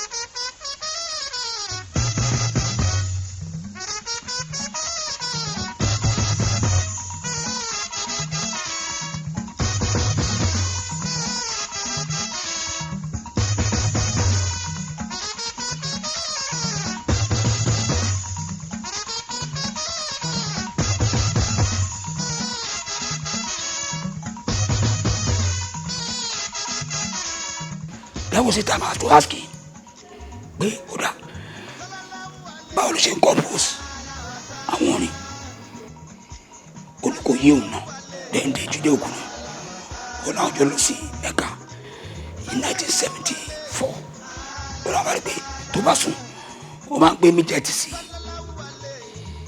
ẹgbẹ́ pílò ẹ̀ àtọ̀ mídíẹ̀tì ẹ̀ lẹ̀ ó ní bó ṣe di around 1 ló bá bẹ̀rẹ̀ sí kọrin kò dé lájú olùkọ́rin fún 45 minutes ó máa ń kọrin lóru tó bá sùn. Àkàndá ẹ̀yìn ni Alhaji lè ṣe ọ̀pọ̀ Sikiru Ayinde Barrister.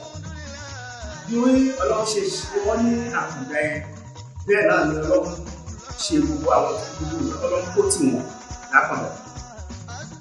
Because àfi ṣe practice àárín yàrá náà.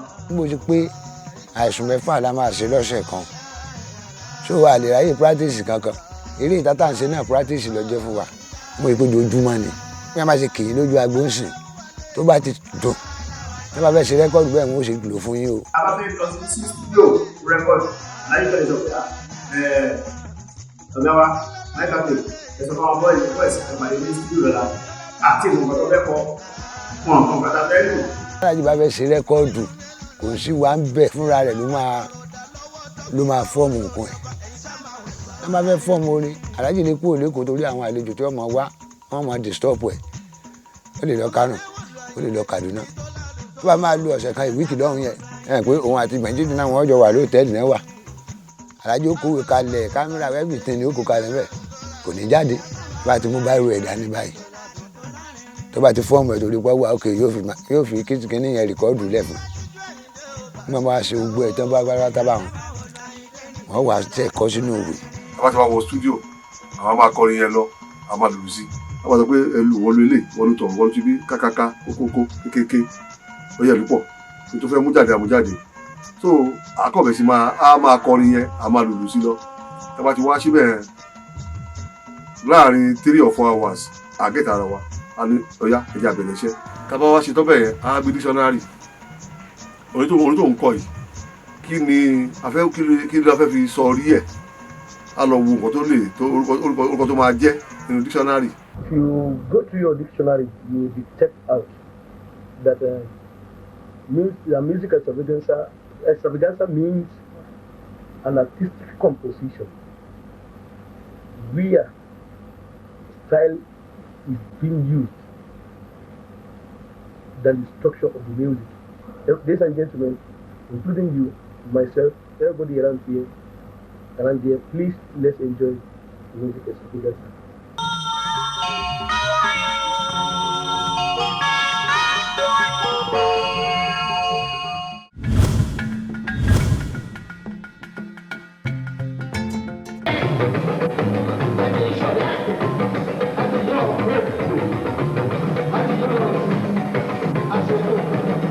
ẹni tó bá wo Barrister lórí stage ó yàtọ̀ sí pé Barrister off stage torí nǹkan kan wà àwọn spirit kan wà nínú life kẹ́nìyẹn máa kọ orin yẹn jáde báyìí jẹ́ kí wàá máa rí bó ṣe ń jó bó ṣe ń combine gbogbo kinní yẹn.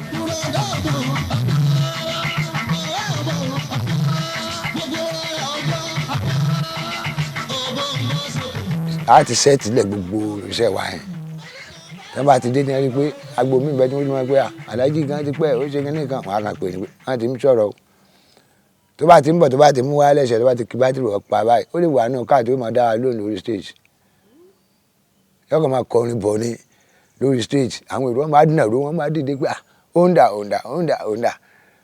yọkàn gbẹ̀yìn stage wọlé ni tó bá ti wọlé báyìí. bó ṣe wà ẹ̀wọ̀n kí ló fẹ́ ohun aláàjì dàrẹ́tì ni tí máa torí mo sọ́ọ̀dì wọn máa rí pé bí àwọn ọmọ nǹkan tútù kan tí ẹ pé òun fẹ́ crack díẹ̀ máa fọ́ ní echo hall ìfẹ́ tí máa kàn fọ́ ní 1-2 lásán so that a lè blend ohun wọn. àwòrán bí kọjá kó má padà lẹ́yìn gbogbo wa. ilé mọ̀ wá abala lájà àwọn ọmọ ẹgbẹ́ kan. ẹgbẹ́ kan fún mi. hálà ìdè mú ma gbódúdé o. Bami tá a bá ṣeré tó ń múlé tó bá ti dé orí stage báyìí àwa kan máa tún wò pé ṣé kìí jẹ́ kájọ lóra wa kó káàkiri bá lọ kájọ para wa lẹ́sẹ̀ kájọ ṣe olówó àdúró we become another thing entirely on stage táwa náà máa wò pé àwọn náà ò ní filẹ̀ wàrà sọ̀rọ̀ mọ́. tó bá kọ orin kan báyìí ìlú tó máa tẹ̀lé ó ti mọ̀ tí ẹ bá fún that is why tó fi máa interrupt pé omele o ó fẹ́ kí àwọn kìíní àwọn lead talking drum ó fẹ́ kán wálẹ̀ nìyẹn kó Bari like láti máa play sórí omele ó safe lórí omele àwọn tó bá dẹ̀ ń gbọ́ ẹ máa gbọ́ omele máa dún omele ni mo fẹ́ o pẹ̀lú ṣẹ̀kẹ̀rẹ̀ omele ni mo fẹ́ o pẹ̀lú ṣẹ̀kẹ̀rẹ̀. ìjọkọ̀ tó ó yà mí lẹ́nu tó jẹ́ kó wà so unusual sí mi agbéra fẹ́ lọ ṣeré fún àkọ́ ní Ondo State àmọ́kọ́ náà yẹn ní Fashaway agbéra ní Fuji chamber. My father sang from when they opened the gate at Fuji chamber till we got to Ondo State. Orin tí mi gbọ́ rí. Àwọn brothers mi tajọ wà ní mọ́tò wọ́n sùn but orin tí mo ń gbọ́ yẹn tí mi gbọ́ rí yẹn kò jẹ́ kí n sùn. wọ́n ṣe wọ́n jókòó síwájú lẹ́gbẹ̀ẹ́ bàbá táwà kọ́nà foríjì bàbá táwà tó jẹ́ dírẹ́bà wọn tó jẹ́ ọ̀rẹ́ wọn dírẹ́bà wọn. wọ́n ṣe ń kọrin yẹn ó ń dùn mọ́ mi tó pé mo máa ń fọ́ pa wọn lórí látẹ̀yìn mo ń fọ́ pa wọn lára látẹ̀yìn orin yẹn ń jábọ́ gidi gan ni tí mi gbọ́ rí orin tí mo sọ mi gbọ́ rẹ́kọ̀dù rí. nígbà tí ìbẹ̀rẹ̀ tàbá wà ní ilé orin yẹn bá dé má ti kọ́ rìkọ́dù orin yẹn báyìí ó máa gbà lẹ́fẹ̀ẹ́ lọ́wọ́ mi. so gbàbí ìpàtí láti máa fọ́ọ̀mù kan tá a ṣe rẹ́kọ̀dù so bó ṣe máa ń ṣe nìyẹn so bí a ti fẹ́ ṣe rẹ́kọ̀dù yẹn a ti fẹ́ ṣe ó ti wà nílẹ̀ ọ̀rẹ́dì akọ̀kọ̀ fún ọ lára ẹ̀ ó dimension sí akó ńlọrin àbọ̀ sí Ìbàdàn ńlọ ní gírígì hotel ló ti kọ dimension fún wọn. ẹ̀rọ ni rẹ́kọ̀dù ohun tó ń bọ̀ lọ́nà ṣé kò wọ́n kọ díẹ̀ gbogbo ìròyìn á pariwo arájú ẹ̀kọ́ díẹ̀ bá wọn ń bẹ káwọn ó jẹ gbọ́ ń bẹ náà yọkànra kọ bíi tíráàkì kan kò ní kọ́ púpọ̀ tọ́wọ́ ti kọ́ báyìí anọ́dà ẹ̀jẹ̀ fìyókù pamọ́ ní wọ́n á ní arájú ẹ̀kọ́ díẹ̀ ti fún wa ó tún lè kọ́ sáà kò ní kọ́ lọ báwọn yóò tún fò síwájú yóò tún kọ́ díẹ̀ bẹ́ẹ̀ á níbẹ̀ tó bá ti jáde lọ ra tiẹ̀ èmi náà ra tèmi á tún ṣe máa kéré lọ.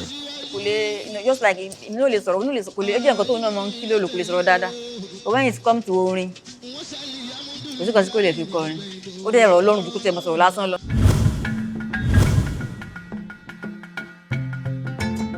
The album Love gives the public an insight into Barrister's private or family lives. He extols the significance of romantic passion, the need for peace within the family, and the role that the husband and wife must play within a family. He lists his wives and lovers and emphasizes the role that the family should play in public politics. ìfẹ́ tẹ̀rí yẹn lálákọjá òfin òwe. ìfẹ́ tẹ̀rí yẹn lálákọjá òfin òwe. ẹni tá ò bá fẹ́ òun nílé ẹ̀ ń jìn. ẹni tá ò bá fẹ́ òun nílé ẹ̀ ń jìn rẹpẹtẹ tá bá ń fẹ́ra wa ó yẹ ká bèbè hàn sára wa. ìfẹ́ lákọjá òfin sọ̀mọ́rí mo fẹ́ kẹ́ ẹ mọ̀. ó máa ń jẹ́ ìwúrí fún obìnrin kí ọkọ wọn kó rí wọn ní ìrìyẹ nǹkan àmúyangàn ní àwùjọ torí pé nǹkan òwúrí àti àmúyangàn ni fún ọkọ irú Barrister tí wọ́n ti yàn sọ pé a very famous person tó wá lọ nínú álbọ́ọ̀mù ẹ̀ tí gbogbo ayé nínú the whole universe tó máa gbọ́ ó dẹ̀ ń kí àwọn ìyàwó ẹlẹ́yọ kọ̀ọ̀kan bó ṣe yẹn kò ṣeé fún àwọn ìyàwó ẹ̀ nìkan ṣùgbọ́n fún gbogbo àwa obìnrin torí kò séèyàn tó máa gbọ́ tí ní òmìnira nítorí ọkùnrin ló ń kí ìyàwó ẹ̀ báyìí ó fi hàn yí pé ó nífẹ̀ẹ́ obìnrin ó tún nífẹ̀ẹ́ àwọn ìyàwó ẹ̀. àbúrò tó ní ní ọmọ àkọ́bí tí oníwèrè ẹgbẹ́ tó bí fún ìyẹn Razak then ó fẹ́ another woman ìyẹn bí ọmọ mẹ́rin fún ó ti kú Mama Biola then ó wá fẹ́ graduate kan Aira ló wá change life ẹ̀ ló change lifestyle ẹ̀ Aira had masters only masters they were living together. mo lọ sí program kan tó dára wa ó sọ̀rọ̀ nípa Barrister mi dẹ̀ ń bọ́ lójú mi bó ṣe tọ́jú àwọn ìyàwó sí tó kò ṣe pé ó ń ṣe ní ojú ayé ó fi ń kọrin nìkan ó ń tọ́jú wọn nínú ilé ìyàwó sì lè sọ yín tàbí ẹ̀pẹ́ báyìí lọkọ̀ òun ṣe ń ṣe fún un nínú ilé. tó bá ti délé is another person entirely. The father wants to take care of you, wants to listen to you, wants to know what's stopping you, he wants to know everything about you. And he's the kind of person, he knows each and every one of us. He knows our personal characters. So we study you to that extent. So he knows everything about you. Bó bá sọ, ó mọ̀.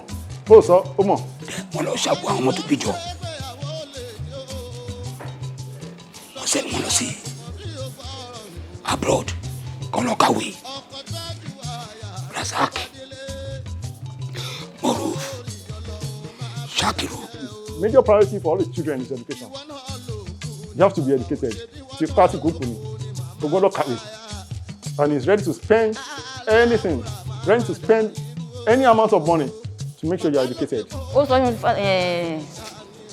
family planning pé ẹ jẹ́ ká bí wọn bàtà lè bí wọ́n lé mi náà bí tèmi o bí kò tó gbàgbà dẹ̀ ká lóun máa ó dẹ̀ tó àwọn ọmọ ẹ̀ so àwọn ọmọ ẹ̀ ní àwọn yọjú ó fi hàn yí pé ó tọ́jú lé nígbà yẹn òun náà nǹkan tó ń sọ ó ṣe é ó mu lò. Proud to say I'm the son of Dr. Sikiru Ayinde Barrister. Privileged to be a son of Dr. Sikiru Ayinde Barrister.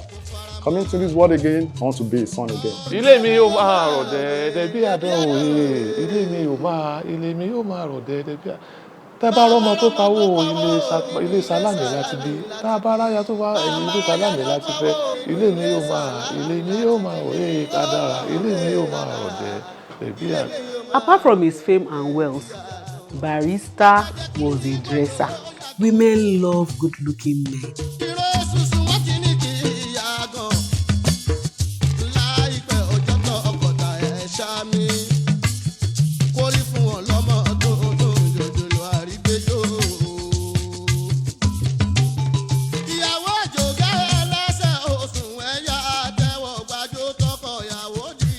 Àwọn tó fẹ́ tẹ̀sí ẹ̀ wá tó ti sọ pé irinṣẹ́ ẹ̀ lé o. Even one of my colleagues ó kọ́ sí pépà máa mú pépà yẹn wá fún yín. apatidure bá a máa fúnni kọ́kọ́rọ́ ẹ̀lẹ́ kò sí lọ́wọ́ ẹnìkan ẹni tó bá lọ́lù bá kú. àdájẹ́ ló wò yàn jẹjẹ ló láyé.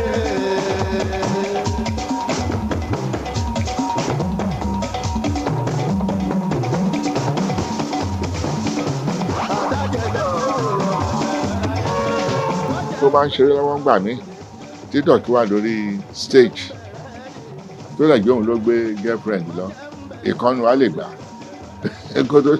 kó tó bùṣe àti disappear pẹ̀lú ẹ̀ kò ní bínú nǹkan tó wà ní pé ìyàwó ilé ẹni tọ̀ṣẹ̀ we have respect for our wives but when it comes to girlfriendship anything can happen.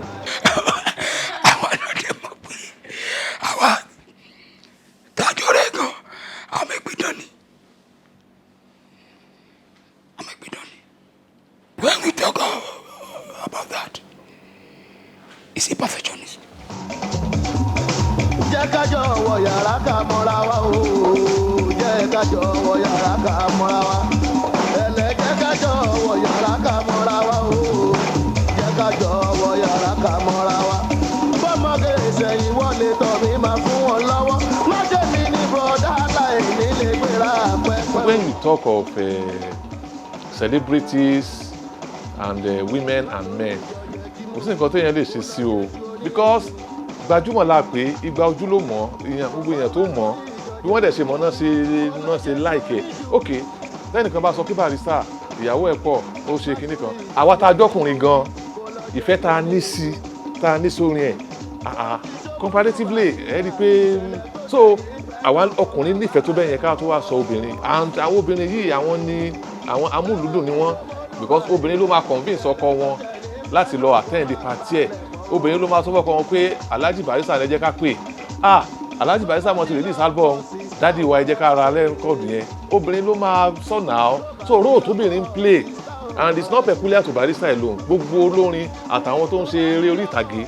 He was explicit about how he met some of his wives. In one of his albums, he told us about Mrs. Aderintọ. She was the secretary to the Sunday editor. Ogundipe, the Sunday Concord. Ó lọ kí wọn bẹ́ẹ̀ lájọ kí wọn. Lákọ̀rí àfáǹgẹ̀rẹ̀. Olùsọ pé one day I was just merry-go-rounding. One day I was just merry-go-rounding. I saw you In addition to Aderinto, Olabisi was another wife who featured regularly in Barrister's songs.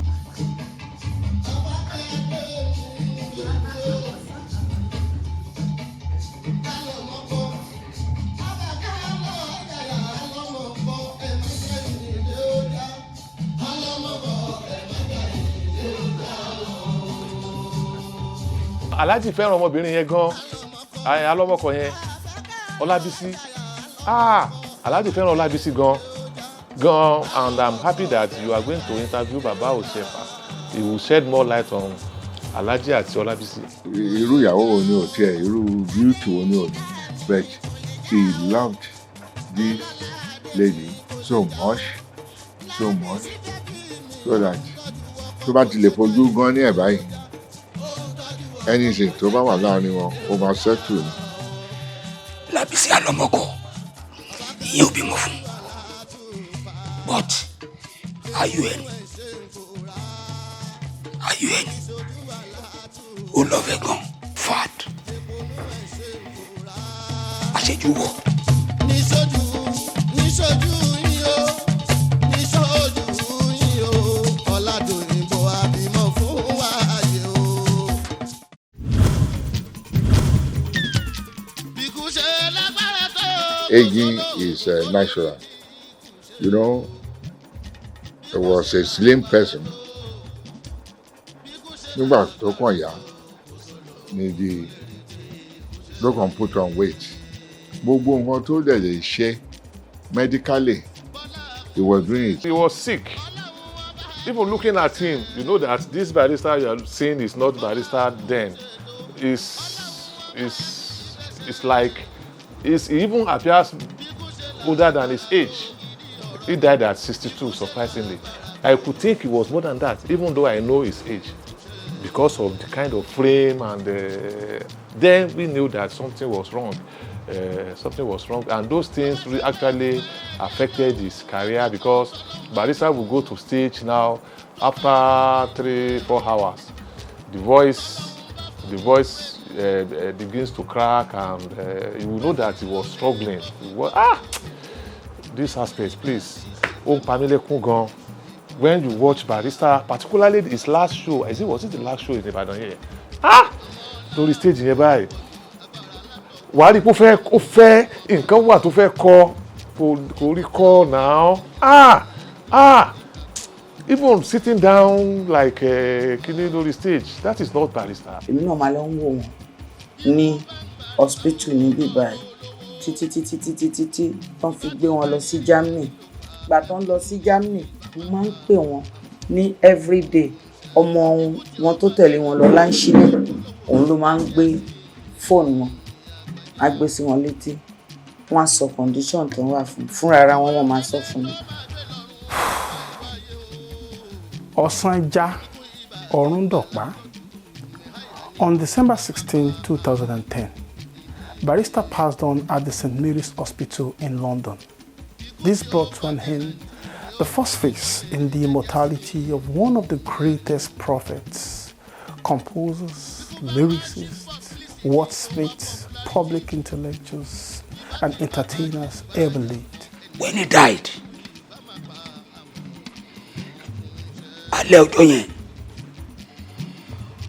èmi àti ìyàwó mi àjókòó mi bákòní níta, ìdẹ́ kí n jókòó bákòní. Mo kọ́ dísà pé jẹ́ka wà ń ta, èmi àti ìyàwó mi à. Suddenly, a kàn rí ìràwọ̀ kan ni. In fact, ní ẹ̀ mo gbàgbé òótọ́ ní ìràwọ̀ wa. Bí ìràwọ̀ yẹn ṣe dábàá yìí, bí ìgbà tí náà sọ lọ́rùn, mo láti sá ìyàwó mi náà sá, a sá wọnú ilé. Bẹ́ẹ̀ ni ọkọ̀ gbọ́ phone call. Ó wá jẹ́ ìkànnì àwọn èdè ẹ̀ Wàsíù dáadáa la ń gbé. Ó ṣe fóònù mi, ẹ̀zá, mo náà ti gbẹ́gbọ́n yín lọ sọ́sìbítù o. Pé bọ́tà báyìí bí fóònù mi ṣe ríǹgì nìyẹn, mo rántí ẹni tó pè mí jọ yẹn. Kọ̀nà àbúrò dáàdì wa tó jẹ́ fan dáàdì wa ló kọ́kọ́ pè mí jọ yẹn. Wọ́n máa ń pè wọ́n ní ààrẹ Danjuma Kamaru Àjàó Danjuma, wọ́n máa ń pè wọ́n. Bí bàbá náà jẹ́ fún mi, bí ẹ̀gbọ́n náà jẹ́ fún mi, dáadáa ni wọ́n. Mo ṣe píkọ̀ lọ́rùn pé àbúrò, a máa kọrin yan kẹ́, gbọ́pàlà jí ṣaláìsì. Níta báyẹn níwájú ọ́fíìsì ọgbọ́n àmọ́ tún lọlẹ̀ bẹ́ẹ̀. Àyànṣẹ́ bá mi, wọ́n tún gbé mi dìde. Mo ní ṣé máa yìí ti kú tòótọ́? Ìwọ́dọ̀ jẹ́ bẹ́ẹ̀. Mo kàn pé nọ́mbà wọn ti máa ń pè sí yẹn. Nọ́mbà yẹn kàn ríǹgì ni wọ́n gbé. Ṣé máa yìí ti kú ni? Mo kàn start mọ́tò mi ni. Mo lọ sí chamber. Mo tún ní ọkàn mi sọ pé kí n tún lọ́bù mi. Me tell I was confused. Mo nǹkan tí fẹ́ ṣe.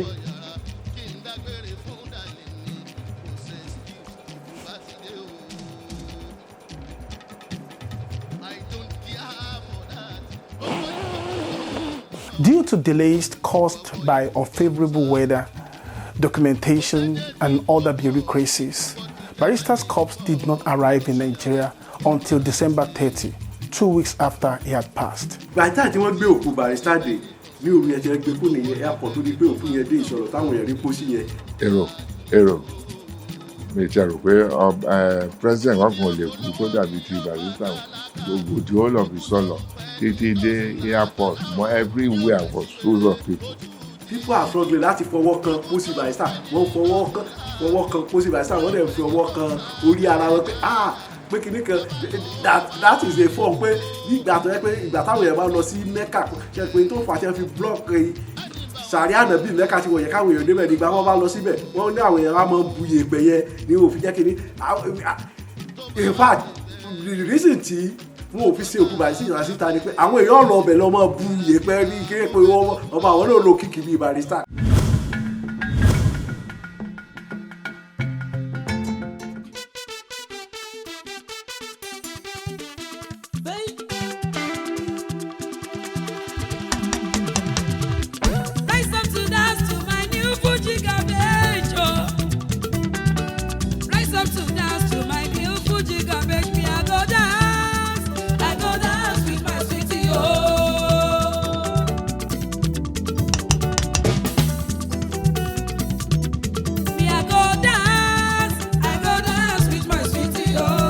tó kú tán alájẹjú pè mí wípé Abe sọ pé nínú báǹdì kókó níwọ̀n náà jẹ́ ó láti fẹ́ ṣe báǹdì kó má kú pé ká máa gbọ́ rẹ́kọ̀dù nìkan pé báǹdì ẹ̀ka jẹ́ kí báǹdì máa lọ àgbìyànjú ẹ̀ títí fún bí ọdún márùn-ún àárí ṣe. Across higher institutions all over, Barrister's music is performed as part of students' assessment and examination.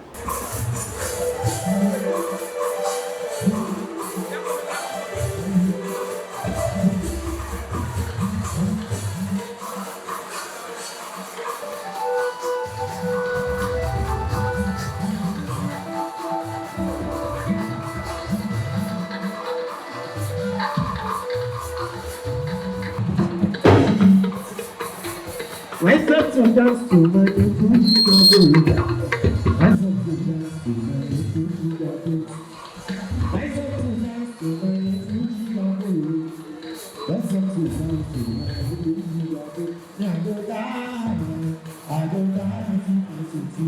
Today we have young people across Nigeria following the footsteps of Barrister.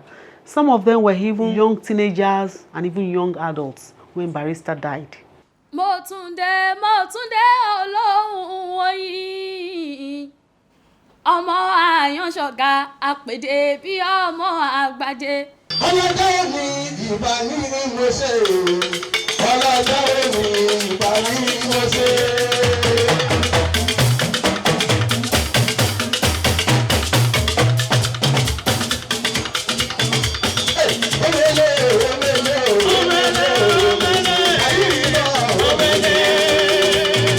Although Barrister recorded some firsts in his career, the activities after his death really introduced a new dimension to the number of firsts he recorded in his lifetime. Why did I say this? To me, it is quite unprecedented to have a late musician being celebrated the way different groups are today celebrating Barrister. Clubs oríṣiríṣi crop up náà láti rí Ebu náà láti rí Bari Wonder láti rí olùdásílẹ̀ Fuji nísìnyí wọ́n ti ẹ̀tí tó bí 20 àti ẹ̀lẹ́kà àwọn tó wọ́n sìn tó celebrate Barrister all over the world wọ́n wà lamẹ́ríkà Barrister Global Sikiru Ayinde Barrister Global àwọn kan tún ṣẹ̀ṣẹ̀ tún jáde lẹ́njọ́ mẹ́ta yìí wọ́n ti ẹ̀pọ̀ rẹpẹtẹ. Ní ọ̀sán ẹjọ́ kan mo kàn sùn ni I just see that pé mo rí bí ẹni pé ẹnìkan tap mi of which I am hearing Barrister voice. Ó ní Barrister wá sọ kankan fún mi nígbà yẹn we are just only that one page ló wà but Barrister wá sọ fún mi pé ọmọ mi ìjọ mi bí ìjọ ànábì mọ̀ ni ẹ tí pọ̀ tó ẹ sì máa pọ̀ then adi méjì from méjì adi mẹ́ta adi mẹ́wàá ó blow up to 20 that you are now celebrating ẹ wá wo that message that I get from you when we are just only one that is why tó fi jẹ́ pé bí àwọn Fuji ṣe fọ́nká tí wọn ò níye bẹ́ẹ̀ náà ni ẹgbẹ́ Barrister fọ́nká aláṣọ àlàrí in life in death ní Barrister. The fan clubs, most of them operating predominantly on social media, are far more than a place to celebrate Barrister. They are also avenues to generate new knowledge and ideas on Barrister. It all started when I joined the Facebook group of Barry Wonder Fans Club. So, ìgbà tí mo join group yẹn ni mo wá rí pé there are so many programs going on about Barrister. Mo wá wò pé kí èmi náà fẹ́ ṣe o to at least to contribute to the legacy of Dr. Sikiru Ayinde Barrister. So I came to the philosophy Barrister on Fridays. So we say we then call every week with topics. My topic is my topic like Barrister as a peacemaker. I write about it, you know. Barrister as a philosopher, I write about it. So people started copy and paste it on Facebook. Was a go viral nìyẹn. Then one came in pé kíni ide wa okay gan o. Kí ló ti mi sì lè ṣe pọ̀ ká fẹ́ kan ṣe ní ìwé instead of going to Facebook. Mo máa bèrè pé last week ńkọ́ àwọn ni mo ti post wọ́n ní àwọn ò rí. So bá ṣe bẹ̀rẹ̀ sí ní pile everything for a whole year. Mo ṣe kó sínú ìwé nìyẹn. So that's what gave birth to this book. All the Barrister fan clubs came together to create Barry Fest. Barry Fest a lè sọ wípé òun náà ó wà nínú nǹkan tá a pè ní aṣọ àlàárì tó jẹ́ wípé because it wasn't easy. Ó ti yẹ kí nǹkan tó ń ṣe Barry Fest kó wáyé tipẹ́ but torí pé èmi ò gbà ìwọ ò gbà ká wà lójú kan pé kí oníkálukú kó ṣe tiẹ̀ but nígbà tí Barrister rí i pé ó tó àtútọ́ síra wa lójú àgbà àdẹ̀jẹ́ ká rí i pé no pé kíní yìí àrìnpọ̀ ejò ló ń fi ìyà jẹ ọmọ ejò but tí ejò bá tí wọ́n ní pé ti paramọ́lẹ̀ tó bá ń bọ̀ tí sèbé tẹ̀lé tọ́ka tí kí lórúkọ ẹ̀ kò sẹ́ni tó fẹ́ dúró ebu ẹ má dissolve ẹgbẹ́ yín Barry Wonder Fans Club ẹ má dissolve ti yín olùdásílẹ̀ Fuji continue with your own program but gbogbo wa gbọ́dọ̀ wà ní under umbrella kan and àwa wò báyìí pé àwa gan fúnra wa professor wà nù wa gẹ́gẹ́ bí professor Saheed yìí náà is one of us a ní lọ́ọ̀yà nù wa a ní engineer nù wa ẹ tí ò tiẹ̀ kàwé gan ó ka ọgbọ́n orí gidigidi gan àwa wò báyìí pé don't let us call our own because wọ́n tiẹ̀ ti ń gbé lọ́wọ́ tó bá fẹ́ ṣe náà wọ́n á pè ní baribration a ní no we need to kọ́ ìlórúkọ jáde pé káwò pé kí la lè pé tira wa òun la ṣe pè ní Barry Fest. Barry Fest yẹn mean Barry Festival. Barrister fan clubs need strong institutional and government support to immortalize him. In August 2021, a bill was presented to immortalize Barrister to the Oyo State House of Assembly. The motion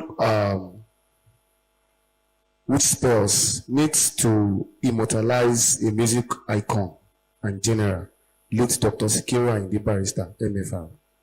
Sponsored, Honorable Yusuf O. Adivisi, Ibadan Southwest 1 State Constituency, Deputy Chief Whip. I witnessed the event. It was a beautiful sight.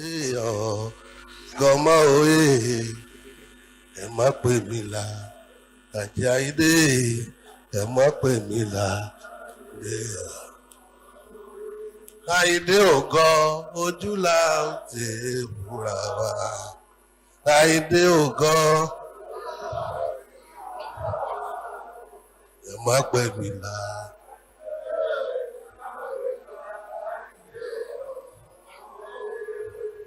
The lawmakers were standing up one at a time, singing Barrister's music, using his music to explain big questions of nation building, of leadership, of public trust and administration. So many Fuji artists were there. Alhaji Rashidi Ayinde Meringe was there. Alhaji Taye Currency was there. SK Sensation, the president of Fuji Musician Association was there. So many of them. Barrister Fans Club all over the country. Some of them came from the diaspora, members of the Barrister family. They were also there.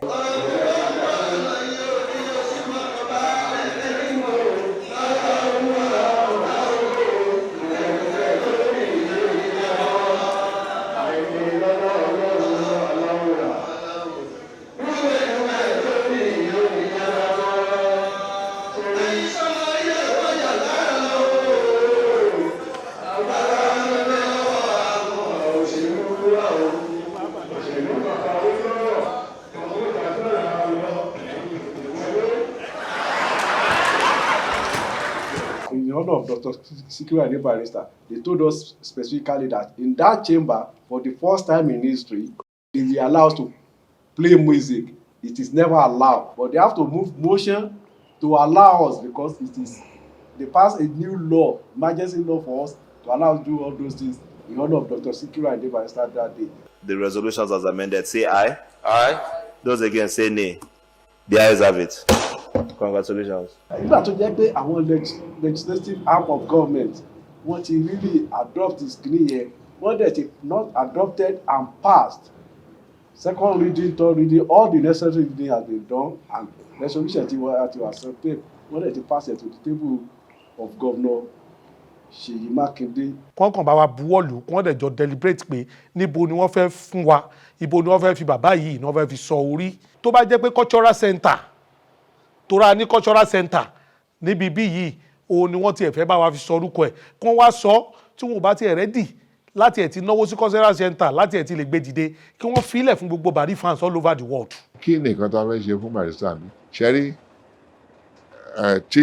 títì tó wà ní Ọkọ́ta Palace Way yẹn, I suggested that it should be renamed after him and then any other thing tó bá lè ṣe káwọn Ìbàdàn tó ṣe ìyẹn lọ́mọdé ń sọ yẹn o. Let us immortalize this man. Let us ask the federal government of Nigeria to do something concrete for this man. The Lagos State government promised to turn this place to a museum.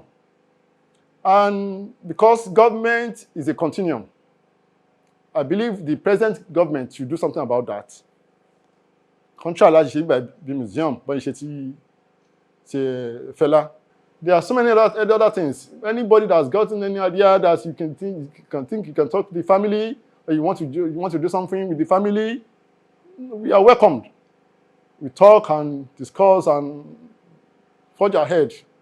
My major concern is that the legacy, the things he has done when he was alive should not go down the drain. Àgbájé lọ́lá lọ́mọ ayáwó ológun ọmọ òru nínà yàgbẹ́. Ọmọ ayáwó ológun.